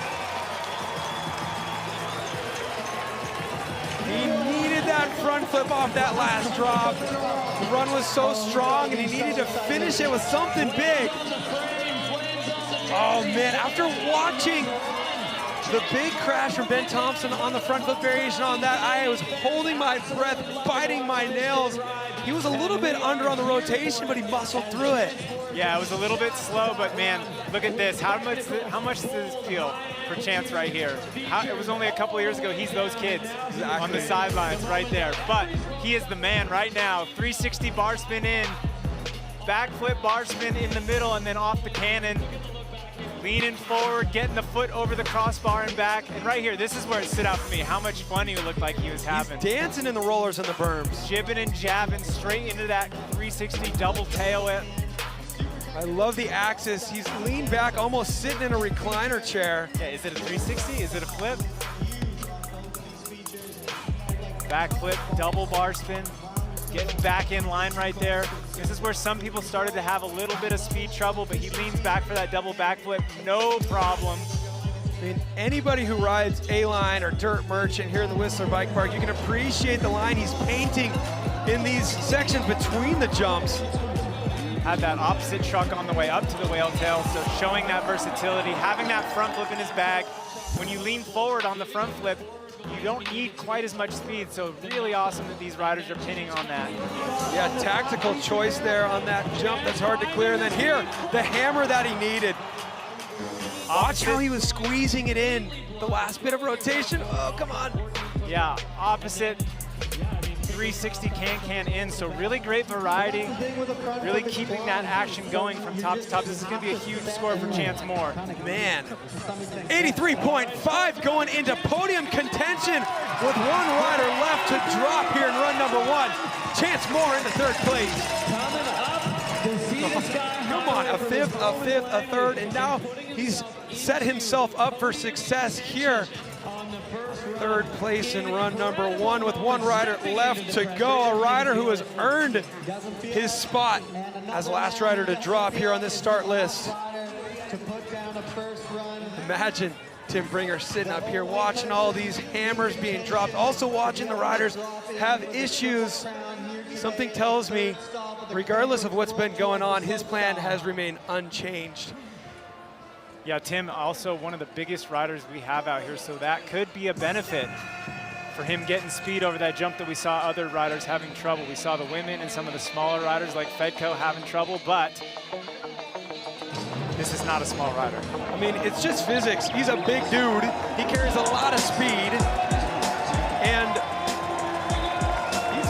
turns out he's a big dude because he got a lot of muscle. He's tall and he's strong, and expect to see somebody go high and fit more tricks into each feature than you've seen so far in these first 11 riders, if you can even believe that.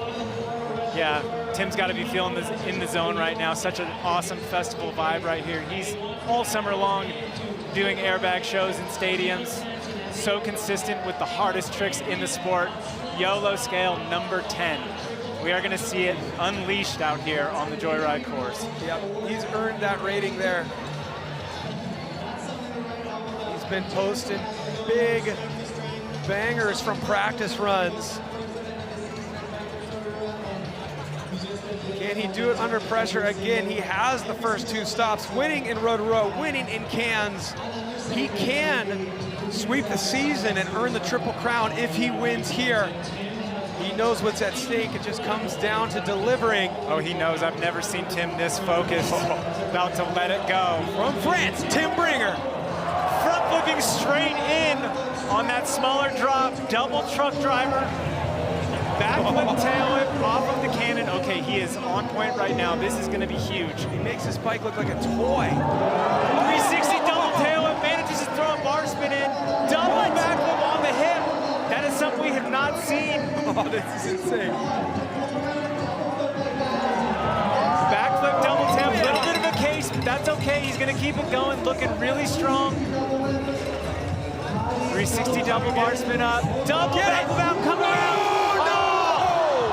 Slightly under-rotated right there and off the bounce. His front tire washed out.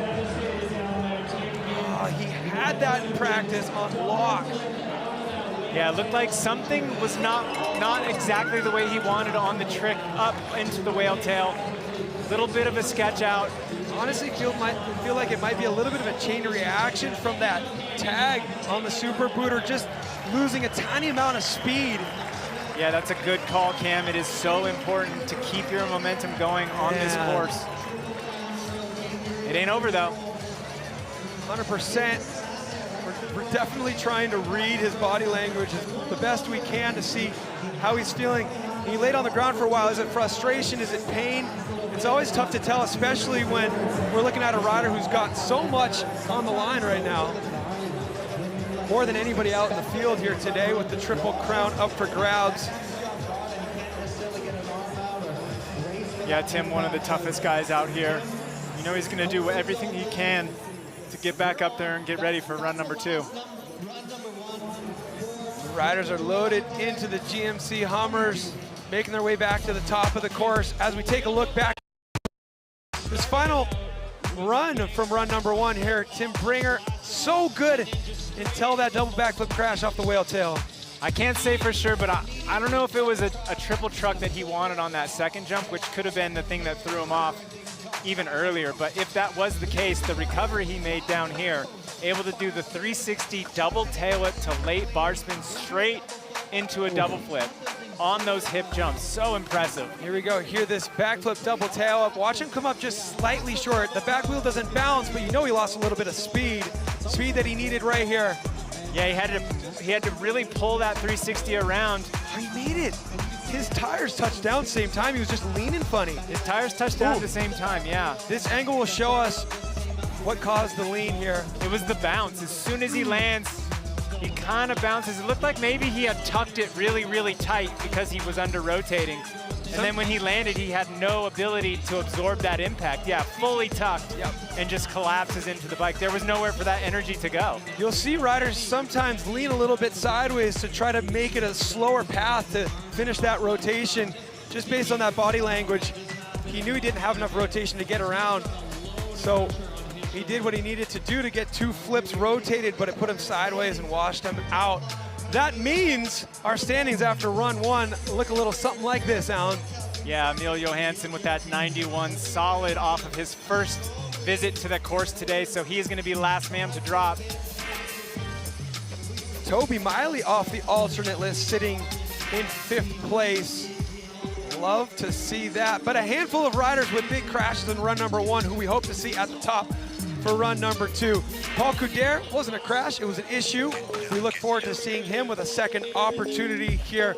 And will this be the 14th win for Emil Johannson, or will we see Tim Bringer get back up there and sweep the Triple Crown? Second run in Red Bull Joyride coming up after the break.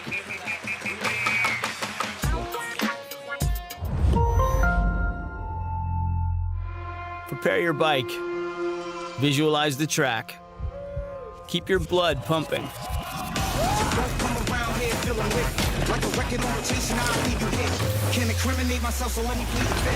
Every mistake is a new opportunity. Keep your grip loose for the wildest rides. Bike on Red Bull TV. Breathe in. Pedal hard. Flat out. Oh my God. 3 iconic urban downhill races on 3 different continents. Steep, narrow and formidable. Look at that. The Red Bull Celo Abajo Series 2025. Live on Red Bull TV.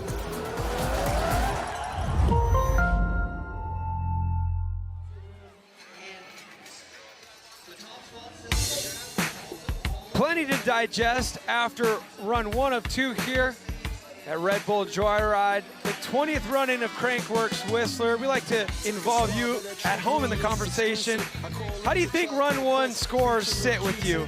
Feel like they felt spot on? Give us a 1 in the comment box. A couple of scores surprised you? Give us a 2 in the comment box. If you feel like it's a bit low for some riders, give us a 3. And hard to say, glad I'm not a judge. That's what I would say. I'd type in my favorite number 4 right there. But join the conversation. We'll let you know. We'll keep updating you as to how these things go. Felt spot on. We like our first vote coming in. Oh, you're influencing it. It's insider trading. It's going to number 4 now. It's all over the place.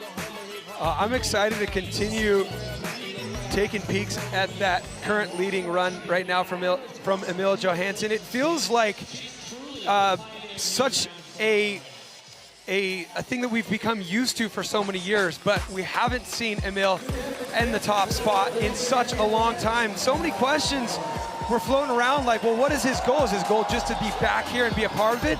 Or is he targeting the win? I'm pretty sure he gave us that answer with this run 1. Yeah, I don't think Emil lines up unless he's here to win, and that is exactly what he did. Starting it off with that half-cab tail whip. I mean, like I was saying, the consistency that is needed for that and the difficulty of that trick, it just doesn't make sense. I feel like we've been wanting to see more half-cab tricks as well. I feel like we got to give it up to the course designers for offering up a start feature that really lends itself to those half-cab technical drop-ins. Yeah, and then this right here where we've seen a lot of riders having trouble. Emil pulling a trick out of his bag we don't usually see. We don't usually see him going over the front. Not only a front flip, but it was huge amplitude and a suicide no-hander. We saw him do that in a video part, Anthills Anytime that came out last year. But we've been looking to see him drop it in a slopestyle run, that front flip sui no-hander. And we always expect something that we didn't think about. We had that 720 up top off the cannon and that opposite double tail whip drop. It wasn't that long ago that doing a tail whip off of a drop was a big banger, and we would celebrate. Now not only does it have to be 2 tail whips, but it has to be going your unnatural direction. Yeah, the elevation of the sport and where it's at right now, it is unbelievable to me, and we're seeing the peak of it get unleashed on this course today. It's been such a good contest, but man, second runs are going to be good. Yeah, and we're talking about how far the sport has come. We're going to give you a little visual on that right now. Back in my day, when I sound like the old, back in my day, Sonny, when I used to run this competition. This was 2012. Back in those days, all you had to do was flip a really long jump and tail up off the final feature, and you can find yourself on the podium. I was lucky enough to do that back in 2012, get 3rd there, standing on the podium with Martin Soderstrom and Thomas Janon. That's a visual right there, how far the sport has come. That run would not hold a candle to what we're seeing out there today. Like we did just mention, Emil Johannson Doing 2 tail ellipses, unnatural direction off the drop. That Crankworx was actually the first Joyride that I actually saw in person, and I remember you doing that tail up and being like, damn. That was a fun moment, and now we live vicariously through these riders that impress us so much. Something a little bit more relatable is trail riding, enduro racing, which is obviously one of the big reasons you come to Whistler Ride, the chairlift ride, the world's biggest and best bike park here, Whistler Mountain Bike Park. Let's check in with the local Jesse Melamed, enduro racing legend, as to how he sets his bike up for races here in the Whistler Bike Park.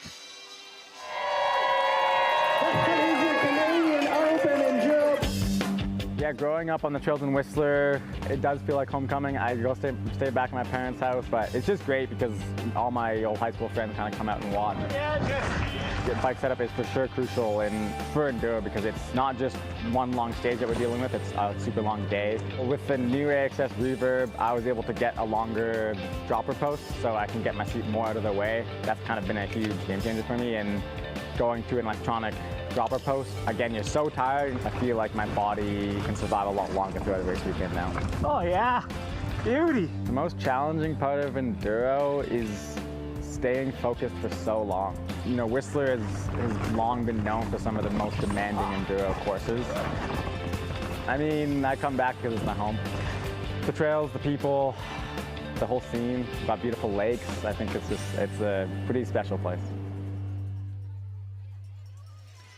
That it is, and that's why we love coming here every year. We've been doing it 20 times. Think back, 2004 was the first ever Crankworx Mountain Bike Festival. Time flies when you're having fun, and it's pretty hard not to have fun in the Whistler Mountain Bike Park. We've been getting laps, we've been enjoying it.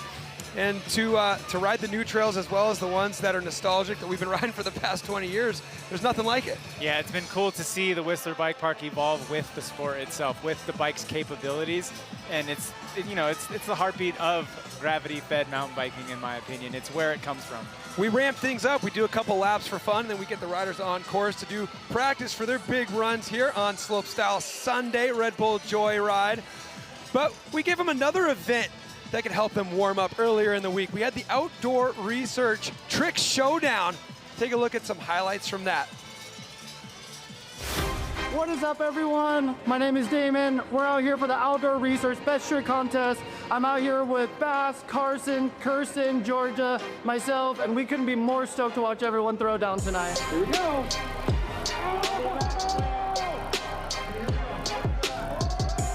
So as judges, I mean, we're looking for creativity, amplitude. I mean, it's a best trick contest, so it's a lot about the wow factor, right? So we're just looking to see everyone's individual style and see what they come up with.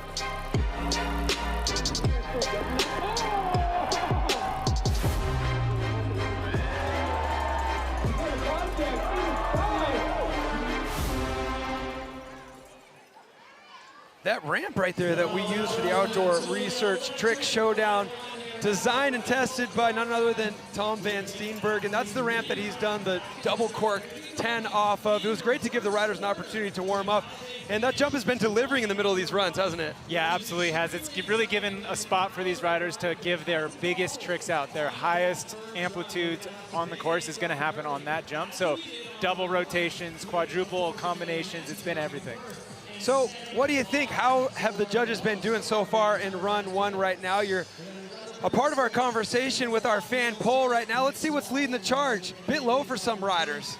Who do you think the audience is referring to there, Alan? Probably everybody behind Emil Johannson with that huge score that he ripped off on that first run of the day for the men. I think, you know, that gap is justified with the way he started it, with the way he finished it. The boys, they definitely have some room to make up, and I think he is catchable. A lot of Fedko fans out there. It is something we've become accustomed to, the fans out there letting their voice be heard. They want Fedko to have a bigger score. Godziek's run, that's another one that's going to be bigger.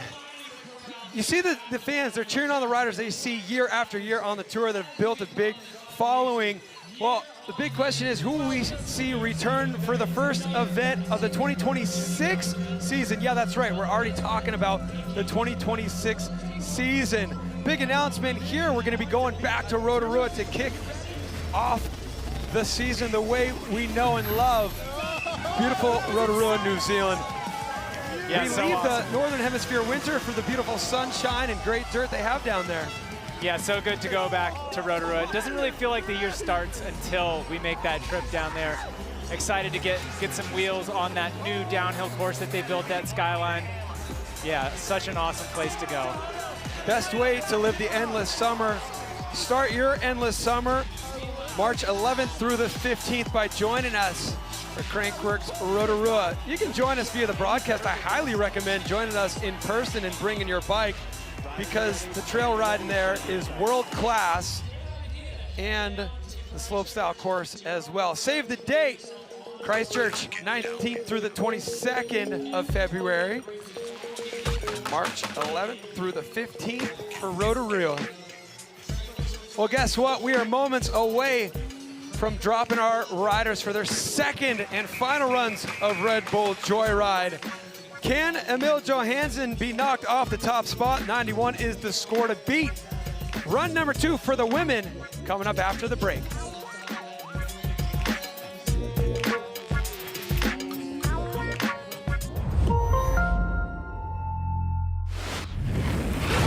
Join the world of Red Bull and make it your own.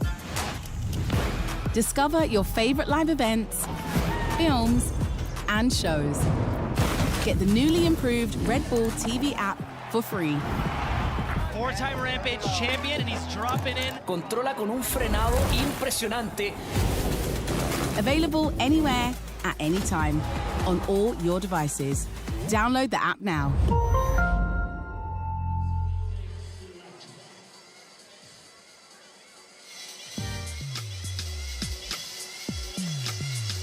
It's time for run number 2 here. We're going to kick things off by getting the women to the top of the course. Alma Wiggberg, Shealen Reno, and Robin Goomes.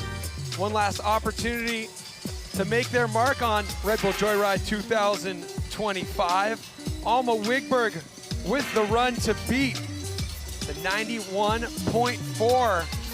A lot of competition here for second place, I would say. That's the tightest gap we have between Robin Goomes and Shealen Reno. Just a 4-point deficit there. Robin Goomes gonna have to dig for some of those combo tricks. We know she has them because she has the airbag in the training compound down there in New Zealand. Looking forward to getting run number 2 underway. But let's throw it down to Caroline Buchanan, who's been researching how these riders have been choosing and setting up their tires for Red Bull Joyride. For a Max's tire comparison for all you riders at home, you're probably used to the sizes of a trail bike or a downhill, which are generally between 27.5 and 29. The slope athletes out here today are rocking 26-inch tires. The combination of choice is either going to be a DTH front and rear for that slick speed, or rocking the Icon front and that pace rear. So this isn't your Minions, this isn't your Assegai tires. This is absolutely built for the speed and precision and durability. If you also notice, they're not rocking a tubeless setup. This is tubes. That is the Max's tires of choice for slopestyle. Completely different bike setup than you will see on the bikes that are being loaded onto the lift out here today. We can talk until we're blue in the face about how speed matters out here, but the proof is in the pudding, and we've seen how important that dirt-to-dirt double right before the toilet bowl has been. And that's become a main character in the results of this competition so far, being able to rail that left-hand berm that we're looking at right now on the screen. It comes down to needing 60 PSI in your tires and having low rolling resistance. Yeah, another big difference in those tires from trail tires is the sidewall thickness. Super thin sidewalls to keep that rotation weight down, allowing bar spins, tail whips, 360s, and all that sort of stuff. I'm curious who's leading the tally for our GMC Rider of the Day poll. The power is in your hands, viewers. Let us know in the comment box who your favorite rider of the day is so far for the women and for the men. There's a special prize we'll be giving away at the end of the competition for those riders. There we go. We got it right there, the current tally. Robin Goomes is your favorite so far. So if you don't agree, get down there and vote. That's fun to see right there. You know, Robin Goomes isn't the rider who the judges have ranked the highest, but she's the rider who you viewers have. And no surprise. She's so accomplished. She's a fan favorite. Great character out there who's made history. First slopestyle win went to Robin Goomes down in New Zealand last season. Red Bull Rampage winner from last October. And like we've been saying, she's been training very hard in her brand new training compound. Here we go, run number 2 underway for Robin Goomes. X up off the start, one-footed can off the next jump. Getting that toboggan off the cannon, that's exactly what she needs to do. We need to see some tricks off every jump. Looks like a little one-footer whip right there. It's a bottom side, like dangler, that. One arm, one leg. So much style and control. This is where the big jumps are gonna come. Big, lofty, one-footed backflip. Getting a little corked out, but recovering nicely. Good, she didn't have that variation in run number 1. It's a toboggan down, so only a one missed trick right now, looking really solid. Can she get up and over this jump? Suicide no-hander, nice. So that's gonna set her up really good for this bottom section. This could be what she needs to do to move herself into second place right now ahead of Shealen Reno. Tire grab up, X up, down, okay, so solid run right there. Much improvement off of her first attempt at this course. That's what she needed to do right there. Take what she did in run number 1, add some seasoning, and leave the rest up to the judges.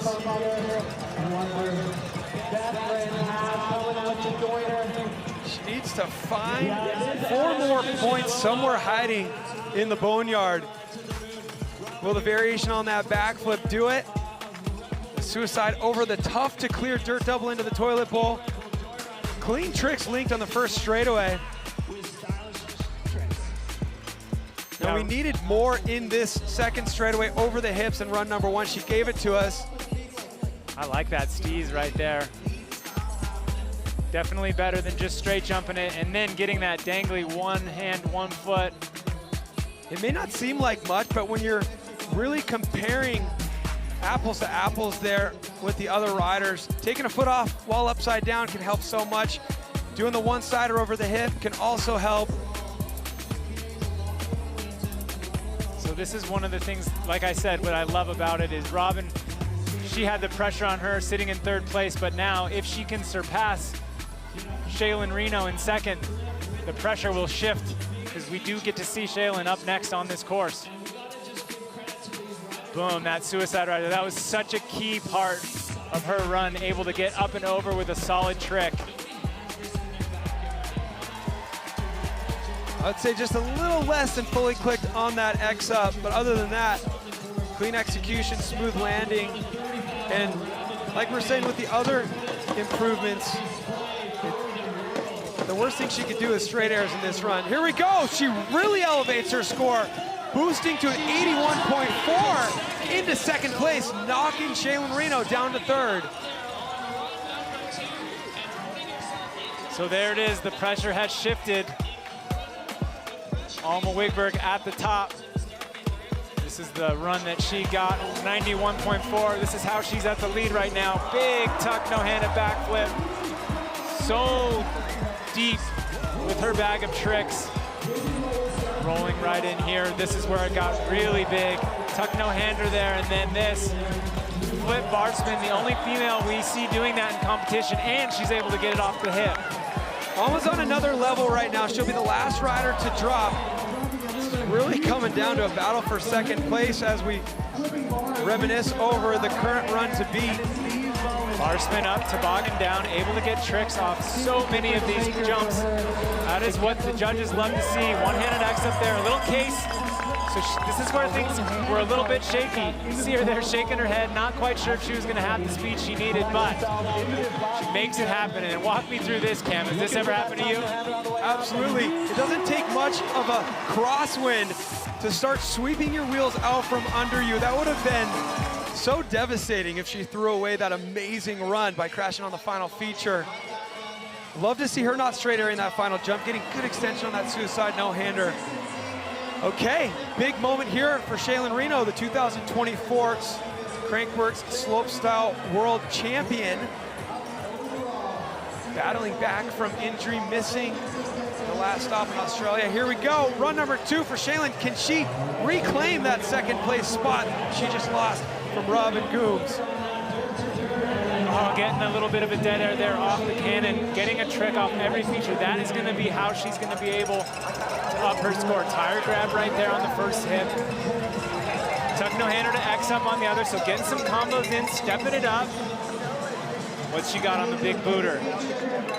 Oh, she had the nothing taking off the hands and feet in run number 1, only getting the feet off here in run number 2. Yeah, Shealen looks like she's just a little bit off rhythm right now.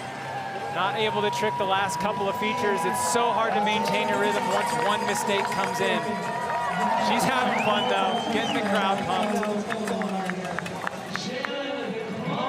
Yeah, without rotating, she would have needed to absolutely trick every feature with those big limb tricks that she's known for. Not able to do it here in run number 2. Something tells me she'll be sticking with that run number 1 score.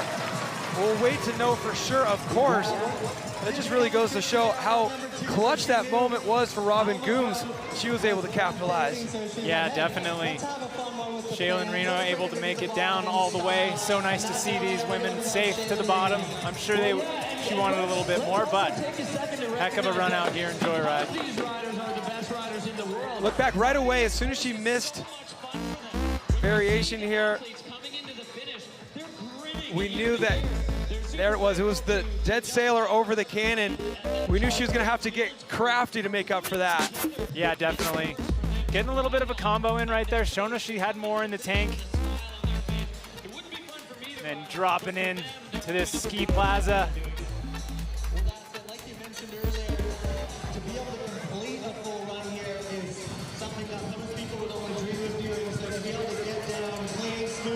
Awaiting the run 2 score here for Shealen Reno.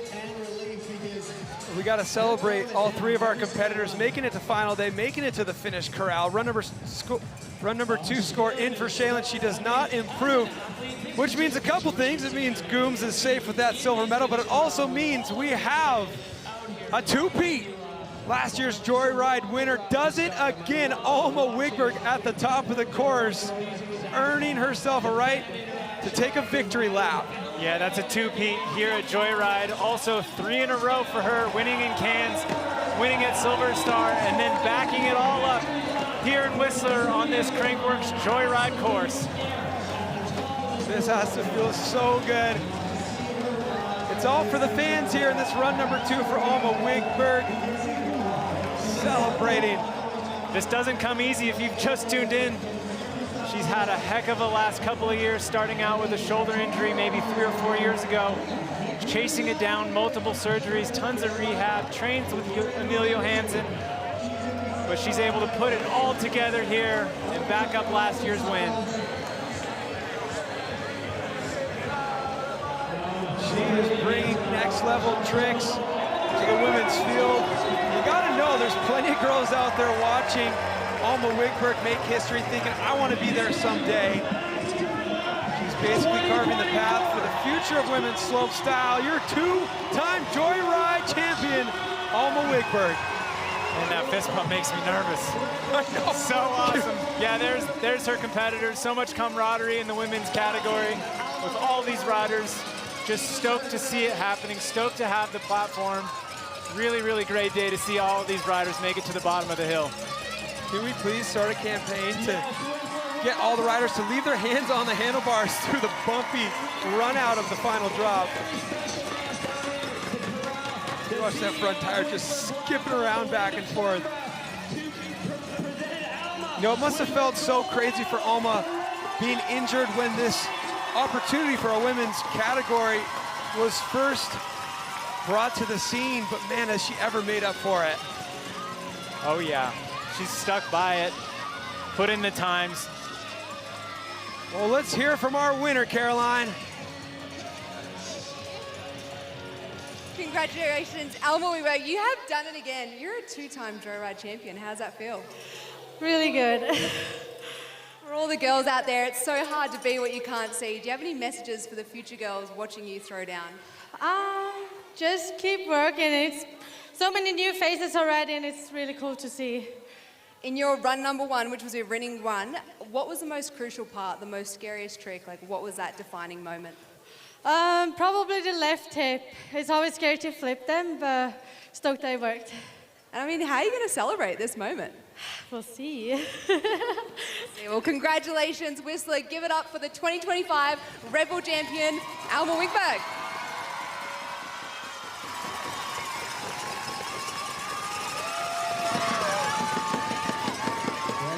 Bar set. That's the rider to beat right there, Alma Wiggberg. Congratulations goes out to her. And it's official, here we go. Rider of the day. Actually, it's not official. We're gonna let you vote for a little bit longer. But I love it, Robin Goomes. You're backing her up, fans. She's leading the charge there for the GMC Rider of the Day. We'll leave voting open until the end of the broadcast. There you go. There's the results for Joyride 2025.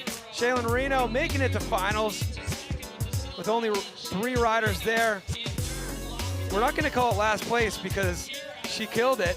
2 runs, best run, a 70.8, 3rd place. Robin Goomes elevating her run 2 and rocket shipping herself into that 2nd place spot.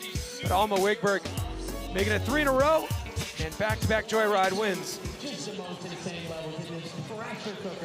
Don't forget, we're giving away a Darko care package packed full with the Tom Eistedt signature jersey, some ride pants, some knee pads, and a gravity vest. All you got to do is follow Crankworx, follow Darko on that little platform called Instagram. You might have heard of it. Tag your riding buddy in the comments. We'll pick a winner before the end of the broadcast and mail you this bag full of goodies. What's up with Tom Eistedt? Is he home naked riding because we're giving away all of his gear? Tom Eistedt not able to make it here, but tune into Red Bull Rampage. He's on the rider list for that again this year. That'll be fun to watch. You know what else will be fun to watch? I'll give you one guess. What's gonna be fun to watch?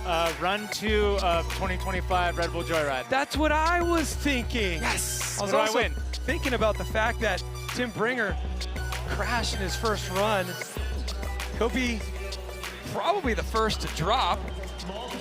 That's gonna be exciting. He could potentially win the Triple Crown. We're still curious if he laid on the ground for a while because he was in pain or he was just frustrated. The man with the most pressure on his shoulders. There we go, he's in the start gate. Yes. Oh, I'm so stoked to see this. Here we go.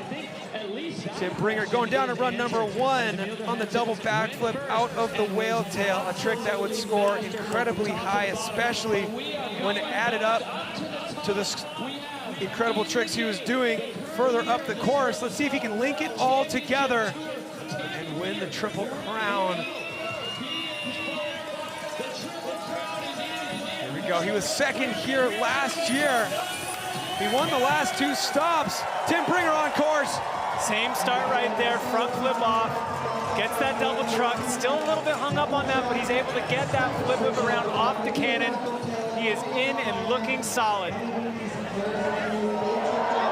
Yes. Gets the quadruple combination off right there, 360 double, tail it, 2 bar spin, straight into a double back. I think he's the pedals. He's still the pedal. Goes to XM cash roll. Keeps it going somehow. Maybe the weight of the big man is coming in handy.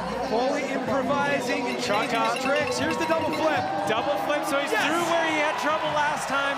Does he have the speed to get up and over this jump? Another cash roll. Yes, he does have the speed. Okay, here we go.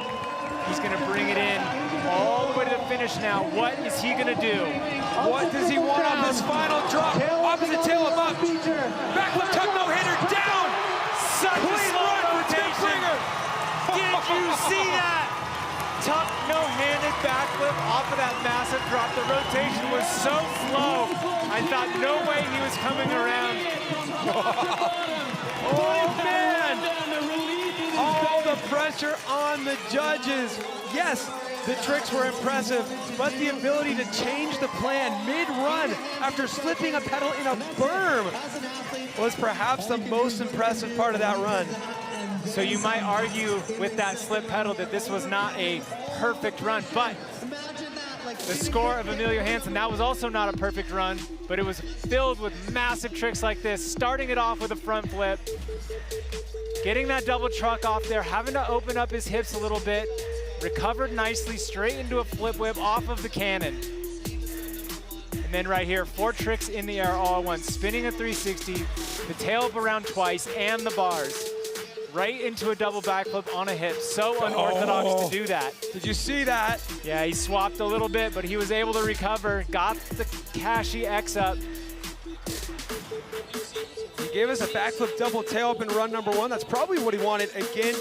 But with that cash roll being a front flip variation, the way he does it, he's able to push through and get a little bit more distance. And here's where he crashed in run number 1. You see, he gets smoother rotation, doesn't get tilted to the side, stomps that double flip out of the whale tail. He has to tighten up that circle so much in order to get that rotation around. Cash roll up and over that jump. He was able to maintain his speed. No casing for Tim Bringer. Judges will be comparing that to the lawn dart Fernie Superman from Emil. And here we go.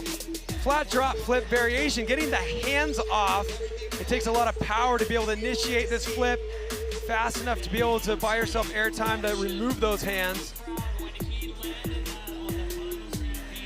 How does that compare to an opposite double whip with a slightly split pedal? The judges are going to be taking everything into consideration. I have no idea what they're going to do with this score. Score to beat is a 91 from Emil Johannson. Just needs one more win to cap off this season with the Triple Crown. Of course, we still have the whole rest of the field to drop. Where will he slot into the leaderboard? Run 2 score coming in for Tim Bringer. Here we go. An 88.65 into second place. It will not be the Triple Crown for Tim Bringer, but he puts himself into podium contention. Yeah, unfortunately not going to be enough to unseat Emil Johannson at the top with that 91 score. Could have been that slip pedal, could have been maybe having to improvise, but a solid run out of Tim. You know, he probably didn't want to have to repeat cash rolls. That's probably why he was doing the flip double whip in run number 1. But to post a score good enough for second with a run that had a mistake and an improvised trick, just shows the level he's on. There we go, next rider in the gate, Ben Thompson, the 2023 rider of the day. We're giving one of those away again today. Let us know who your favorite rider is in the comments. Ben Thompson, big podium in Rotorua this year with a bronze medal. Here we go, Ben Thompson on course. Big crash on the final drop in run number 1. So impressive to see him even back up here for run 2. Yeah, we saw the medics checking him out. He was a bit shaken up, but he's not looking like it's bothering him right now. Front flip off the cannon, coming around into that first hip. Ooh, big 3-whip, but slips his foot a little bit.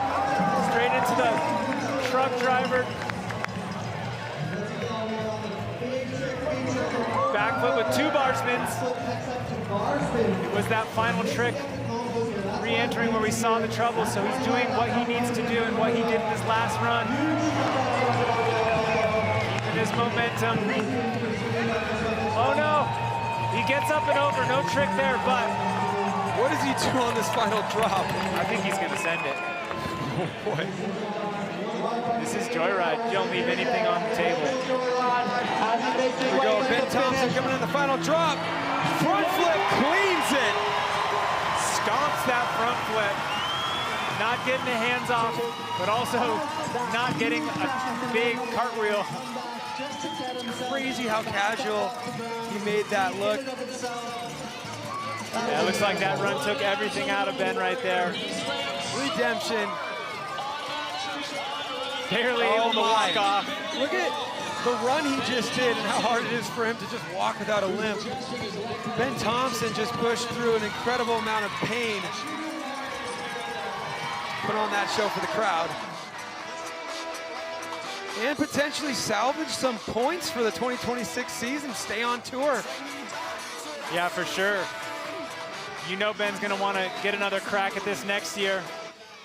Coming around into this first hip. 360 tail whip. Boom, right there. Look at his feet. A little bit off, slips. being able to recover in that position and get a trick like that off truck driver to downside tail whip, so impressive out of Ben Thompson.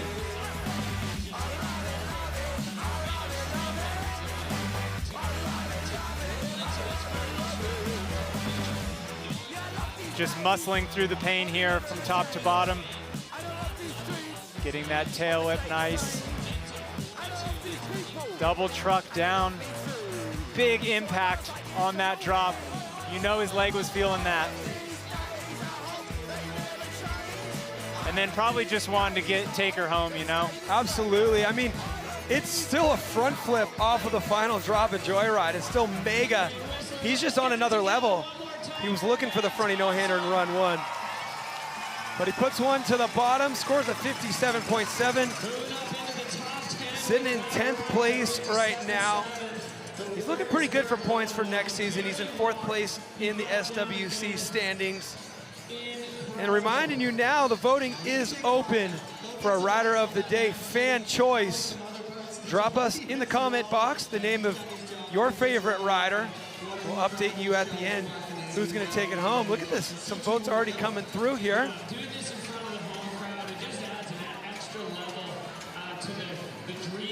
Ben Thompson won the Rider of the Day in 2023.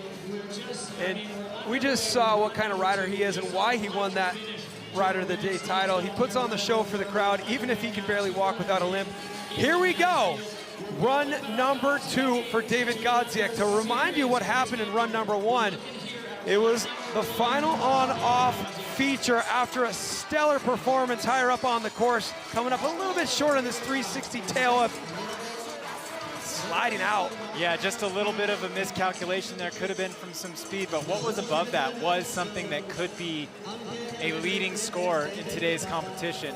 If Godziek's able to nail what we saw and whatever he had planned off that final drop, it's definitely a potential winner. 100%.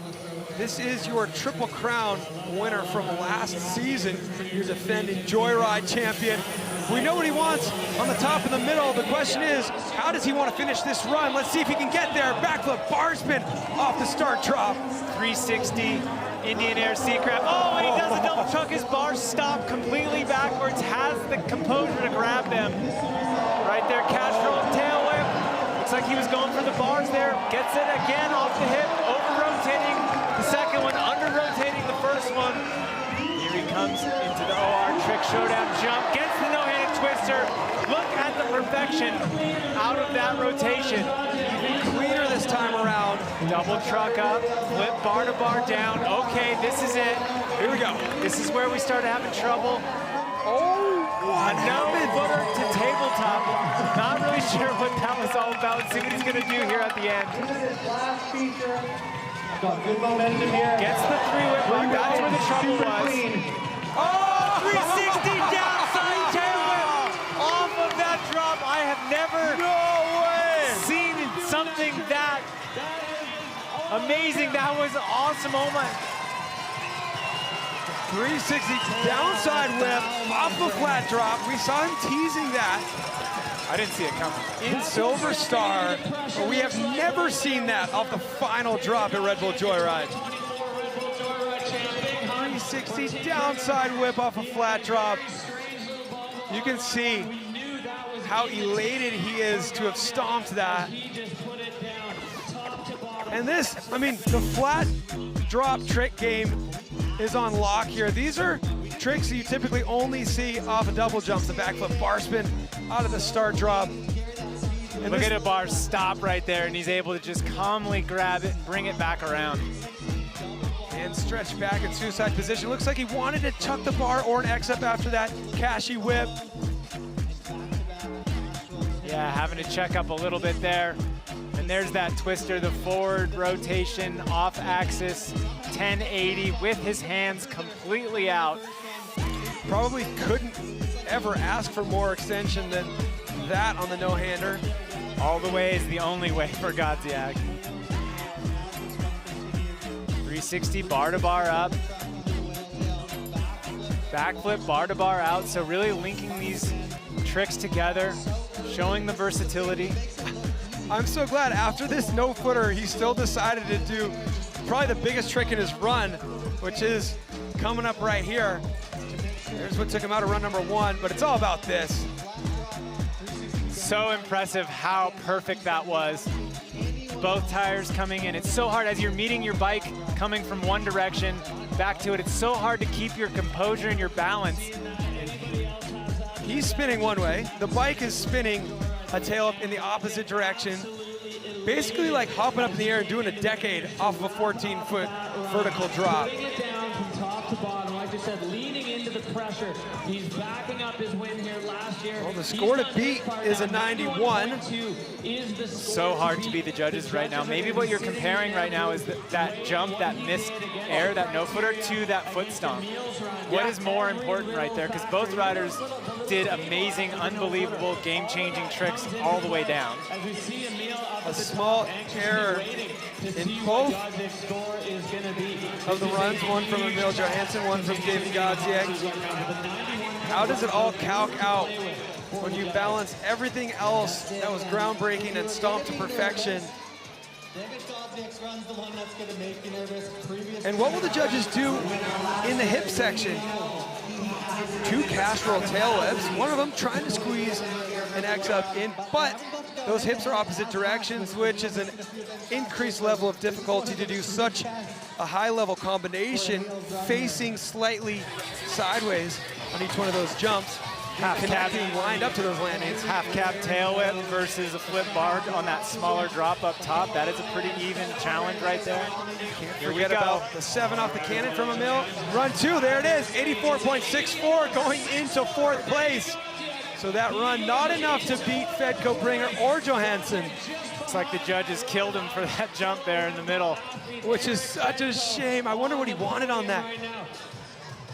So Godziek into 4th. That's a big challenge. Fend it off for the man sitting in the hot Oh, we said that jump was shaping up to play a part in the results of this competition. It's definitely been delivering. That has been the Achilles heel of a lot of runs. Paul Couderc. Paul Couderc sitting in 12th right now. Which is crazy to think. He's had 2 4ths so far this season. The run was looking great until he came up short on that dirt-to-dirt double leading into the toilet bowl. Once again, 50-50 case, basically throwing the run away, but it all comes down to this, Paul Couderc. Hitting that fast plant 360 on the drop, straight into a flip bar spin, 360 single tail whip off the cannon. There's that corked out opposite 720, going deep again. Opting for another trick, a 360 toboggan. We did see a regular 720 last time. Does he have enough speed? Yep. 1, 2, yep, gets that double backflip. Perfectly executed. Toboggan 3 up. Flip whip out. Got Big it. impact. Does he have the speed he needs to get over the jump this time?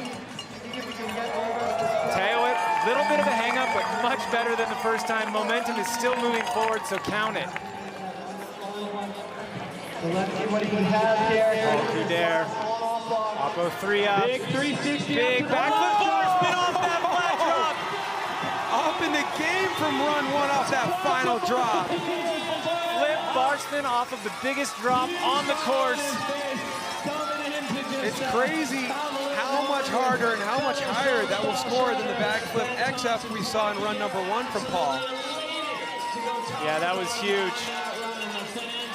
Also scaring me with that fist pump through the finish corral. Okay. We gotta not have that. Can we not do that anymore? Yeah, look at the energy up top. Just so dialed. Oh yeah, he missed the regular 7 on the second hip, that's right. Yeah, going deep on that Oppo cork 7. Having to lay up rather than the other regular 7. Somehow he managed to build the speed back up for that double backflip. He was sprinting around that whole right-hand berm. I mean, that is a trick that used to win competitions. Doing a backflip tail whip out of the whale tail. Was that an opposite tail whip right there as well on the jump that he cased in run 1? Yeah, it did look like it. Catching with that back foot. Look at that, backflip bar spin. You need to have such impeccable timing on the snap. Work your knees back to the seat to pinch and fling those bars around. Put your hand back on the bar, Paul. Yeah, that flip bar off that drop with so much power. No transition to get that flip rotation going, just comes from his soul. You can feel that explosion as he comes off the lip. Well played for Paul. He's had a 4th place and a 4th place the first 2 stops. Super consistent. Where will he find himself in the leaderboard here after that run? Join us later, 4:30 local time. We're going to be pumping it up. A brand new pump track built by Adam Billinghurst and crew. It's got double jumps in it. It's got landscaping. There's a couple trees planted in the middle of the course. That'll be fun as we give away the last batch of points for the king and queen of Crankworx overall, as well as the pump track series overall. And it's an 80.8 for Paul, putting him into 7th place. So after a 4th and a 4th to start the season, the best he can do now is 7th. But that was a great run for Paul Couderc. He's got a smile on his face. The fans absolutely loving it. This place just exploding for these riders. There we go. Next rider loaded into the gate, Lucas Huppert. Lucas is sitting in 11th. Got some work to do. Yeah, Lucas's first run was a little bit shaky. Maybe the nerves of the moment were getting to him, but as you said, he's been training more than he ever has this season. He's got a dietitian, he's eating right, he's looking strong, so let's see him clean it up right here in his 2nd run. He had a 3rd Silver Star a couple weeks ago. He's dropping in. Nice truck in, straight back on the pedals, making sure he has the speed for that 3-whip. Coming off the cannon, gets a cash roll. Yeah, perfect rotation and execution so far. Big corked out 720 on that hip. And there's the twister, over-rotated twister. Huppert looking on point right now. There it is. Front flip, double or triple? It was a double, I believe, and he tagged that jump in run number 1, so he's really cleaning things up here. Backflip bar spin out of the whale tail, coming around, pumping this track for everything it's got. Straight tail whip, gets up and over the jump. All right, let's focus on this drop. I think we know what he wants. Oh, I think I know what he's got. This would be a great link up and down here. Let's see if he can do it. 360 downside tail whip up. 360 down whip in. He gets the truck driver off. We were looking for a 360 tail whip, but a heck of a run for Huppert. Maybe a slight hesitation, but nothing to be sad about right there. Solid run out of Lucas Huppert. And it will undoubtedly be an improvement in score from run number 1. The big question is, will it move him up the rankings? He's currently sitting in 11th. That was clean. Yeah, super clean. Pinpoint perfect from top to bottom. Huge trick right here, the cash roll off the cannon. So much height, so much perfection on where he's landing on these jumps. You don't see him really bouncing off the top so much. Watch the power in this twister. Coming up. That was the setup right there, the cork 7, and then this. 1, 2, 3 spins, forward corked, landing exactly where he needs to keep his speed going and having enough for this next big front flip, double bar spin. He only got a single bar spin in run number 1, and he came up short on the landing. Bar spin up, flip bar out. Maintaining his momentum. Just getting up and over that jump. It's been tough for people, but tricking it. And then right there, 360 downside tail whip up. We were hoping for a 360 tail whip off. We've seen him do it on big drops like this before, but the truck in is nothing to bat an eyelash at. Remember how big this is. Such a long way down right there. And also finding your pedals perfectly from that 360 down whip into the step up in order to be composed enough for that truck driver.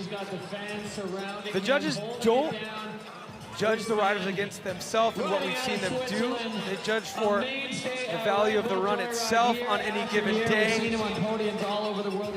He's got tricks again. Excited to see where this slots him in. Yeah, the judges have the time to relook at runs, relook at sections, make sure what they saw was what they saw. So they're up there deliberating, making sure that they got everything in this score. Even though there was some bobbles, he didn't play it safe. He's an electric rider. He was like, I'm going to go throw down. Go getting our first peek into the judges' tower. Anton Fielder, Chopper Fielder. We saw Couderc go into the top 10 with a huge run, just showing how Former slopestyle competitors in their own right. They know how hard it is to link these tricks. They're taking time scoring this one. Here we go, score coming in. Trying to improve upon a 59. He does, an 82. Moves himself up into 6th place. Some super valuable points right there. Carry over to next year. For Lucas Huppert, so another one moving up the leaderboard there with run 2. This is the absolute beauty of the 2-run format. Riders get another chance. If they didn't get it all put together, everything clicked the way they wanted after their first attempt, they get to go up and do it again.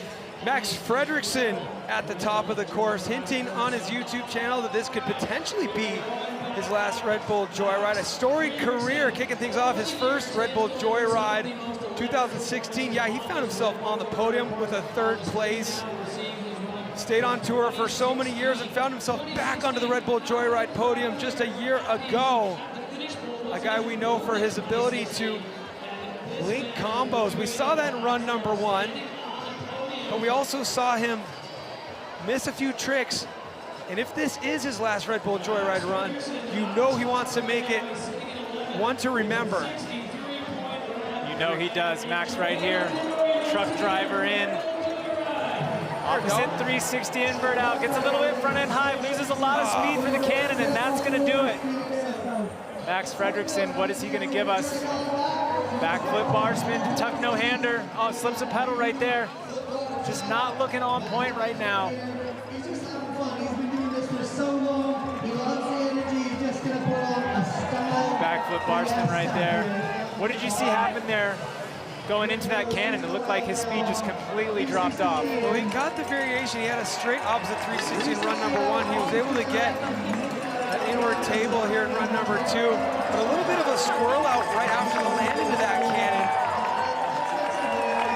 Yeah, he looked like maybe it was a little front end high, kind of manualed out and wasn't able to get the pump he needed on that transition of the landing. That was all she wrote. Finishing things off with a 360 drop.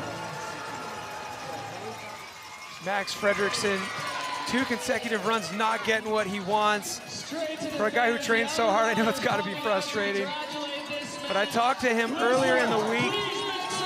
He wanted to let everybody know that if he does not return to the Crankworx Slopestyle World Tour next year, he just wants the fans to know it's been a heck of a ride, and he's appreciated their support.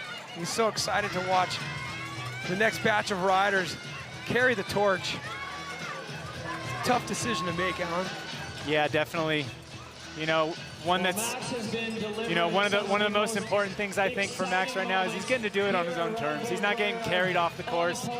He didn't slip away. He's making the decision, and that is one of the best things he could have as an athlete. So props to Max, whatever his decision might be. As we see score dropping, Max, he knew that wasn't his run. That was his. But he kept it going for the crowd as well. We got Swedish flags waving for Max. Oh boy! Look who we have at the top of the course. Nicholi Rogatkin sitting in 10th place. One of the winningest riders on the slopestyle circuit. 7 podiums and 6 wins. Tells you he's always going for that gold. Tail whip in, cash roll in the middle there. Double tail whip out of the cannon. Nicholi looking really calm actually right now as he dropped in. Big cash roll right there on the first hip. That's kind of maybe a little more what I was looking at his face. It kind of looks like he's just out here on a celebration run. Just soaking up this Joyride energy. Massive cash roll on that OR trick showdown jump. Remember, 6 weeks ago, a broken arm. Coming out happy and healthy is exactly what Nicholi wants to do. He's been grinding so hard to try to recover in an accelerated way in time for this competition right here. He was saying, yes, there's pain. We know he's no stranger to pushing through that, but it's just the strength to be able to withstand those heavy landings and not have his arm give out. So Nicholi Rogatkin putting one down for the fans. These are the two veterans on tour right now, both of them in a similar boat going, wow, we're still here doing this. Well, these are the moments at Red Bull Joyride that we live for, the superheroes of slopestyle. Soak it up, boys. It's a quick minute. Soak all it up. Yeah, for sure. And most riders would just set their sights on next season, but Nicholi, after breaking his arm, says, 6 weeks? There's a chance. The bone will be healed. Might not be feeling that great, but I'm Nicholi and I'm tough. Yeah, if there's a chance, Nicholi will be here giving it his all. That is 100% true.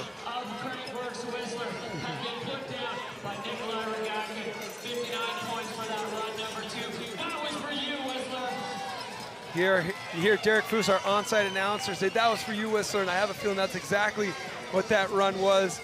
Nicholi Rogatkin loves the fan energy out here in Whistler.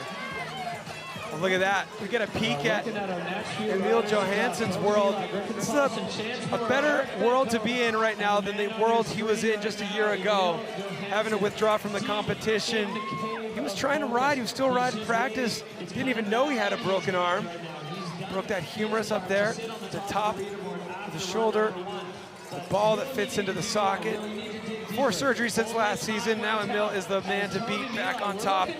Joyride 2025.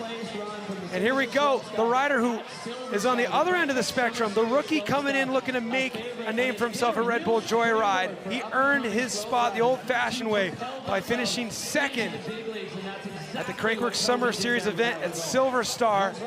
This run was ridiculous. I remember watching this stream thinking, man, this guy is ready for Red Bull Joyride. No doubts about that. That run was absolutely insane. Tobey's going to be looking to unleash something really similar out here. Had a pretty decent first run, couple of little shakes, but again, that was his first attempt at this course. Third Crankworx appearance, but first Red Bull Joyride. Tobey Miley, the German, on course. Backflip double bar spin.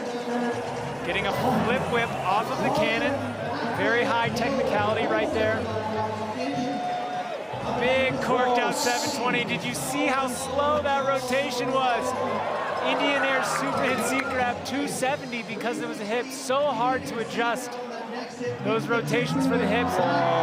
Backflip, double backflip does get the hands off, not full extension, but you're taking your hands off in a double backflip, you're counting it. 360 tail whip down, such good momentum so far. Need to get up and over this jump. Backflip bar spin does it nicely. Judges gotta be rewarding people getting tricks off of that jump. He's got big flat drop tricks. What's he gonna choose? Tail whip up. Backflip X up down. Solid run out of Tobey Miley. Welcome back into the Whistler Village. Look how fired up he is to put this one to the corral.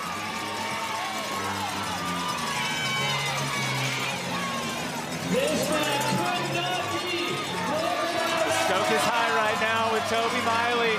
Absolutely nailing his run. Goggles into the crowd. Oh, back into him. Sometimes they're like a boomerang, I get it. Oh, that's what you see out of a first-time Joyride competitor. You can talk to your friends all you want about what it feels like, but until you've experienced it for yourself, you have no clue. That power combo right there with backflip bar to bar, straight into flip tail whip on that cannon. Such a strong way to start out this course. That rotation was so slow. Look at him staring at the homies up there on the chairlift in the middle of that 360 seat grab Indian Air. There's that double backflip, tuck no-hander. He did get him off. That angle actually showed more extension than I thought at the first glance. Keeping it going, double tail whip up into the whale tail, 360 tail whip out. Landing right on the top of the knuckle. That is what you need to do in order to carry speed into this next jump. Able to get a flip bar spin off, probably one of the bigger tricks we've seen off of that jump due to speed, and then that right there, fully X'd up on that flat drop backflip. And look at the emotion come out of him right there. That was click. The judges really will be taking a peek at that slow-mo replay. The X-up was completely 180, and that flat drop backflip X-up. Oh man, I'm so curious to hear how he's feeling down there, making it to the crowd for his first time, Caroline. Tobey Miley, you're a wild card coming into this event. You've mentioned this is your childhood dream, but what does it mean to be here at Joyride? Oh, I can't describe it. It's like I grew up watching this event and now I'm in winning the World Cup in Silverstone. It's unbelievable. I can't talk anymore. I'm so over. We're noticing some cases out there on course. Give us a check-in. How's the speed? What are the expectations for the riders about to drop in? Oh, it's like tough conditions. We had 2 days of hard rain, but like all of the riders did a good job and everyone had so much fun, so it's the dream. Crowd, give it up for Tobey Miley. And that Joyride rookie chicken skin, you can feel what he's feeling right now. Goosebumps moment, especially the fact that he's been watching this event since he was a little kid. Getting a score, 84.4 in there, dropping him into top 5.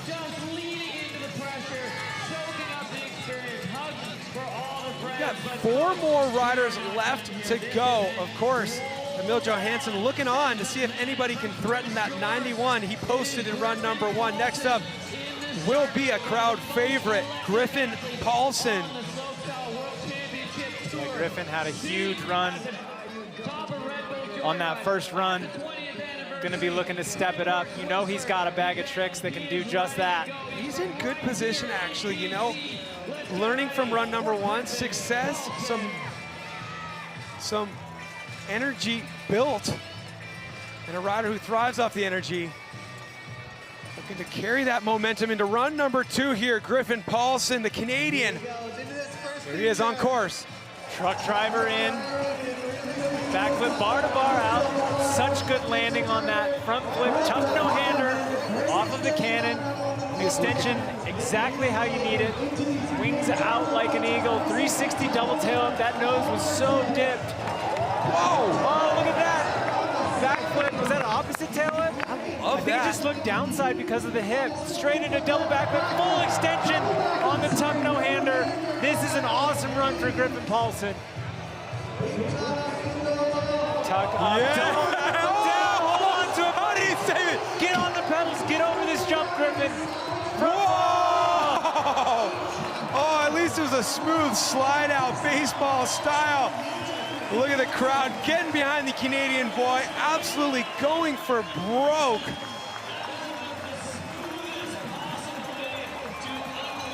He was not going to check up. He had an unbelievable run going. He was not going to give in one bit.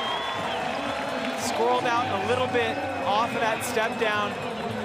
Lost the speed, but he went forward anyways. Just didn't quite have the momentum to make it happen. He's not going to walk back into the village, is he?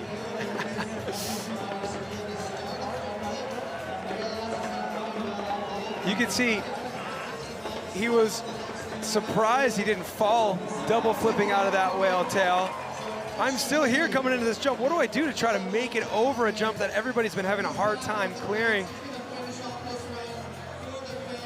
Yeah, this run is a write-off, but he's gonna do a front flip for the crowd. Come on! Stomps the front flip. Well, keep that in mind as you're choosing who you want to be the GMC rider of the day. We need you to drop the corresponding number next to the name of your favorite rider into the chat box.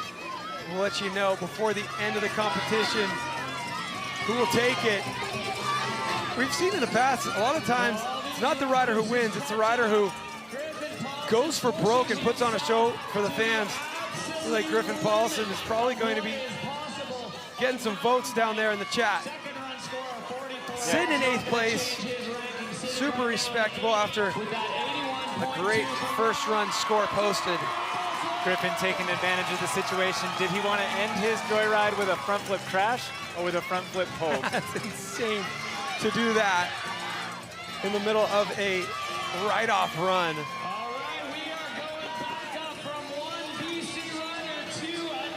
Look at this. Chance Moore, a fifth, and a third. It's tough to think of how many riders have been so successful in their first 3 appearances. This is his 4th Crankworx Slopestyle World Tour start. He is poised to crack into that top 3 podium. He's done it before. Yeah, Chance has some tricks in his bag that we have not seen pulled in Crankworx slopestyle competition yet, but is this the course that he can do it? We're not sure. Only time will tell. He's within striking distance, currently sitting in 6th place.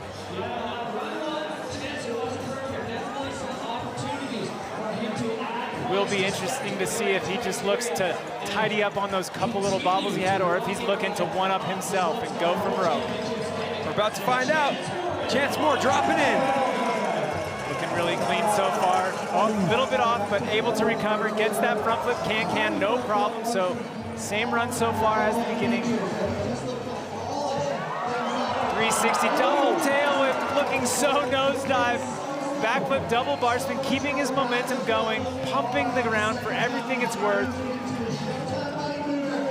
Double backflip, the height on that thing, the steez that he had, boning it out, mid-double backflip, opposite. Oh, yeah, there we go. 7 off of the step down. Okay, Chance. Oh no, flat tire. Oh, no way. Oh, landing perhaps a little. It's not a flat tire. I can't see what that mechanical might be. Oh man, he something was on. with his gyro possibly.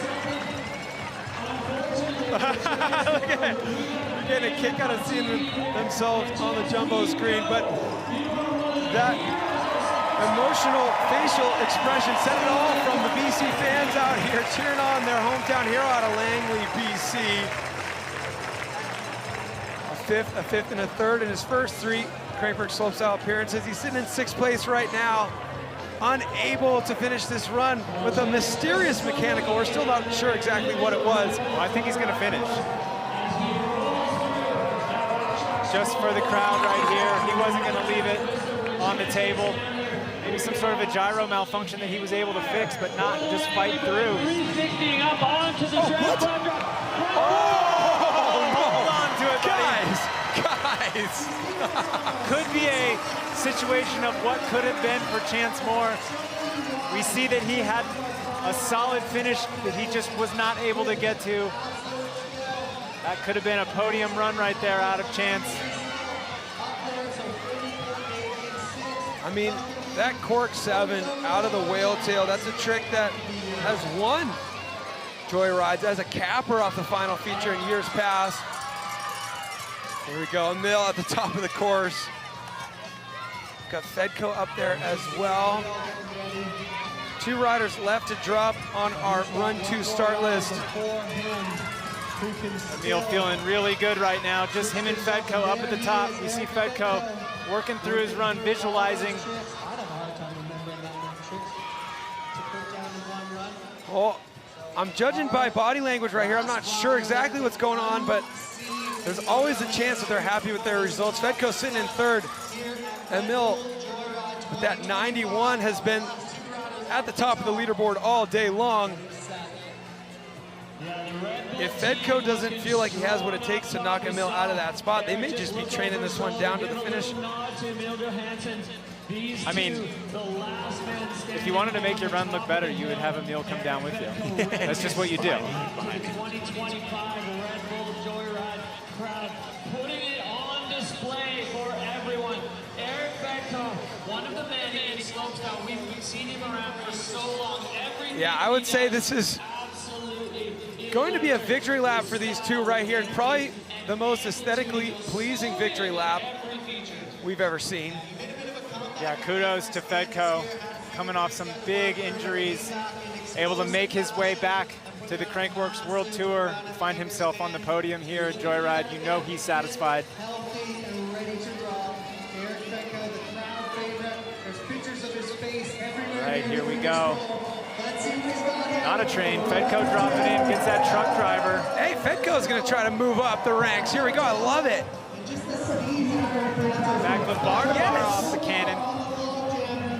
So Fedko fired up, wants more. 360 downside tail, catches the seat with his hand, does an Indian Air Superman sea crab.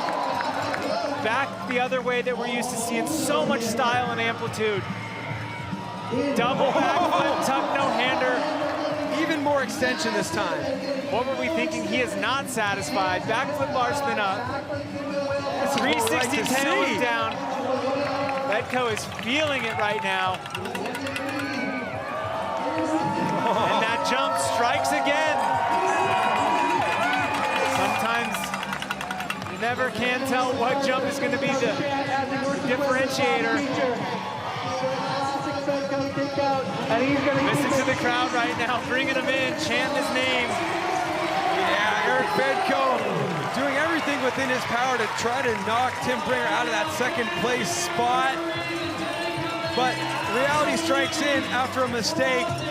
He's happy to be able to sit in third place right now and put down a run for the fans. Oh. Wow, Emil back to form. They're going to go for broke in run number 1, and that's it. Everything's not perfect. How big did he go on that double backflip, no-hander? Flip bar to bar, too, off the cannon. That was massive. And then this right here, we've seen him miss this a couple of times. 360 downside tail whip, catches the bike with his hand, and then kicks an Indian Air Sea Crab. That is so difficult. It couldn't have been any better.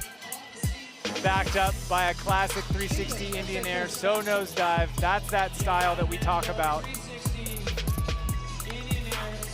One flip up, one flip down, taking his hands off with absolute full extension right there. Does not get any better.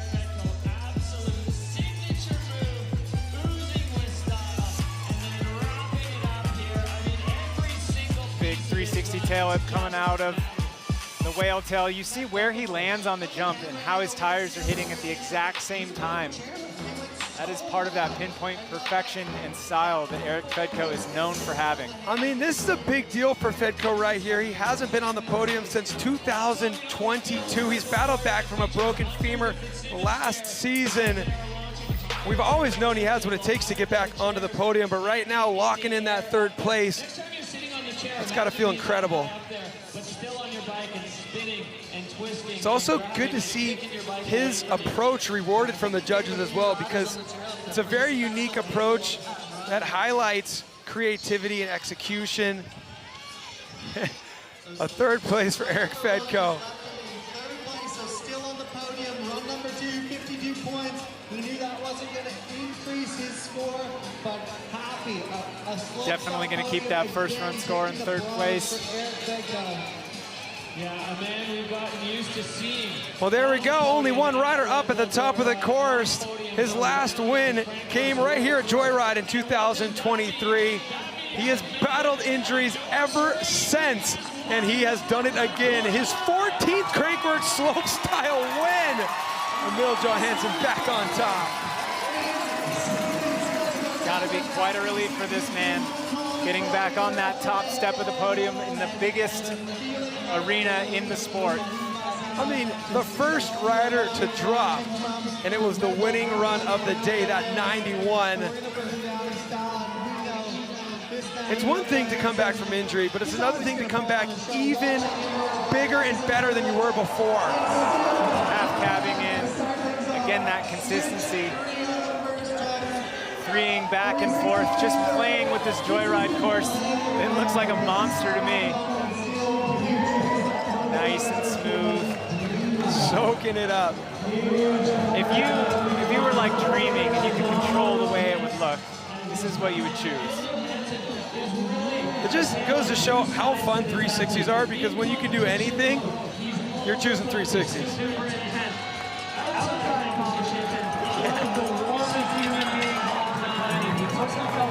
Flowing his way down. There, take that jump.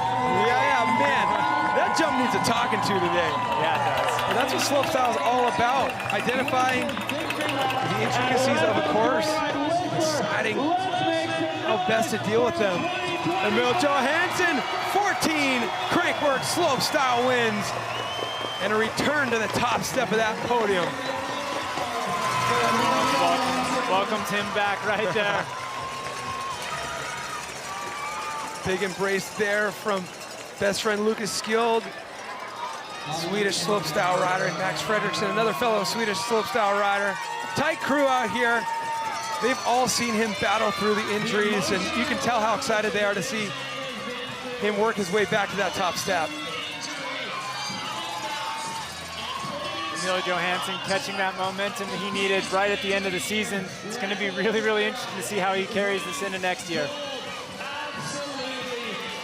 Yeah, if there were any doubts from fans, from himself, they've quieted those voices right now. There it is.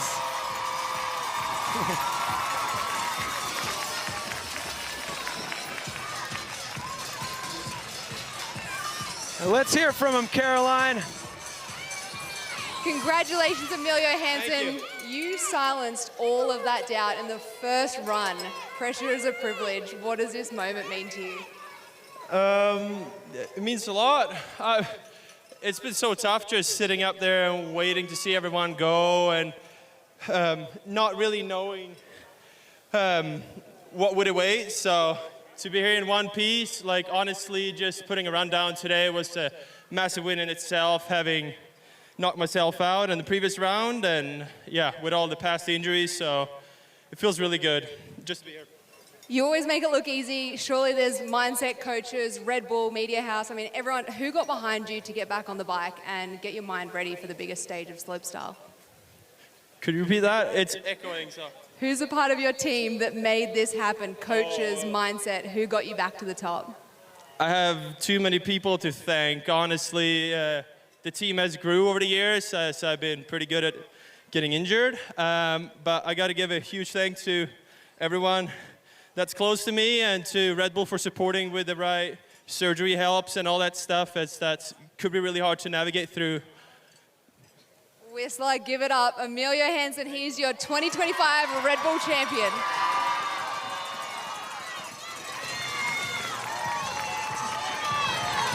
So many people talking about Tim Bringer, David Godziek.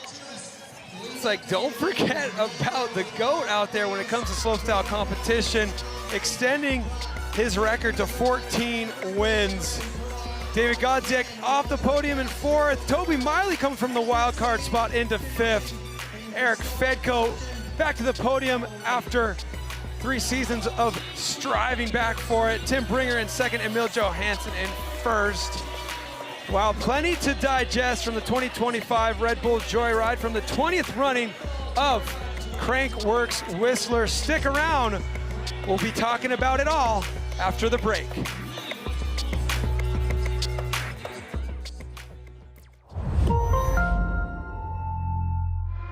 Prepare your bike. Visualize the track. Keep your blood pumping.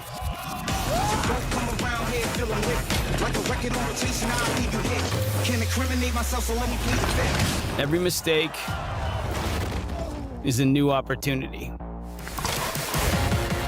Keep your grip loose for the wildest rides. Bike on Red Bull TV. Breathe in. Pedal hard. Flat out. 3 iconic urban downhill races on 3 different continents. Steep, narrow and formidable. Look at that. The Red Bull Seno Abajo Series 2025. Live on Red Bull TV.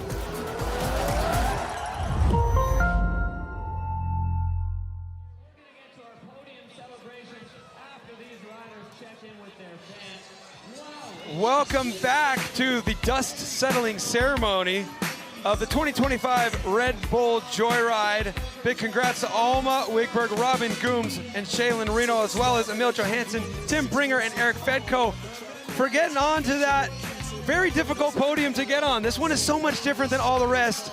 It never ceases to amaze us how unique this event is. Yeah, I mean, just the pressure that builds in this Whistler Valley due to the history and the tricks that have been done here, that alone is something to compete with. It's like one of the competitors itself, just the history and the energy that it brings. And then you put on top, coming back from injuries, the Triple Crown. Such an exciting day. It is for sure. We've got veterans out there. We've got wildcard up-and-comers. And with this being the final slopestyle event of the season, we got to take a look at the standings. Who has been earning those points to earn the invitations into Rotorua, March 11th through 15th, 2026. Look at that, Robin Goomes taking the overall for the season. That's amazing to see. The fact that she hasn't won an event since the first women's slopestyle competition, but she was consistent enough to win the overall season, and that's great to see at the top of the leaderboard there for the men. Yeah, Tim Bringer, no doubt, dominating the season right there. Chance Moore in a surprising second place. You wouldn't have guessed that maybe at the beginning of the season, but you know, he's definitely been doing what needs to be done out here and racking up points all season long. Getting on the podium, it's amazing. We've been giving away points, we've been giving away medals, but just to the riders, let's spread the love. It's time to give away the Darko care package to one lucky viewer who played our game. Hey, congratulations, Samantha Hart. We're gonna send you the Tom Eistedt signature jersey, the black riding pants, the elbow pads, the body armor, and the bag to go with it. Thanks for playing our game, Samantha Hart. Congratulations for winning our giveaway.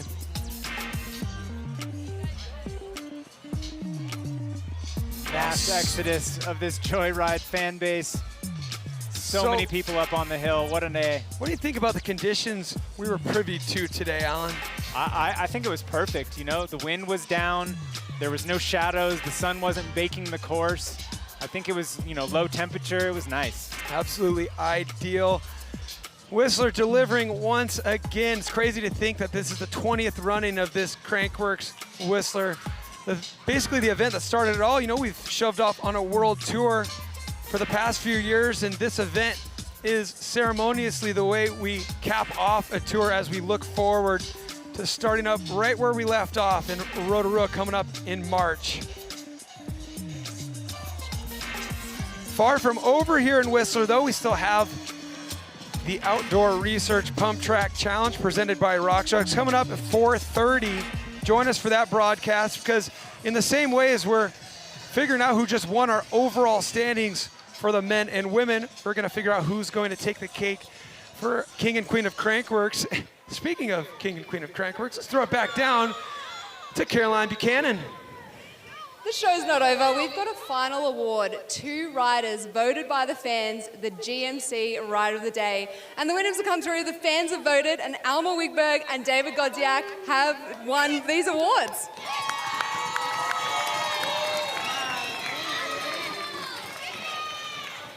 So David, obviously not the way that you wanted your Joyride to finish up. How are you feeling about this Rider of the Day award? Oh, thank you so much to all the fans. I'm super stoked on how the event went. Stoked for my all the riders, and yeah, just happy. Thank you, David. And Alma, what was the favorite part of today? What was your favorite part? Oh, honestly, just riding here with all the people and the big crowd. It's insane. So good. Thank you so much, Whistler. Give it up for your 2 Rider of the Day awards. Put on a show, get rewarded. David Godziek obviously didn't finish where he wanted, but he put on one heck of a show for the crowd. Takes away the GMC Rider of the Day award. Well deserved. Yeah, definitely well deserved for both riders. Godziek, kind of a what could have been, but man, to see him come back after that struggle on run 1 and nail the run that he did do, even with that missed trick jump, it was still awesome to watch. Amazing again. Red Bull Joyride always delivers. Got to thank you all for joining us. We got to thank the fans for lining this Joyride course as always. Join us for Pump Track coming up at 4:30. We'll see you in a bit.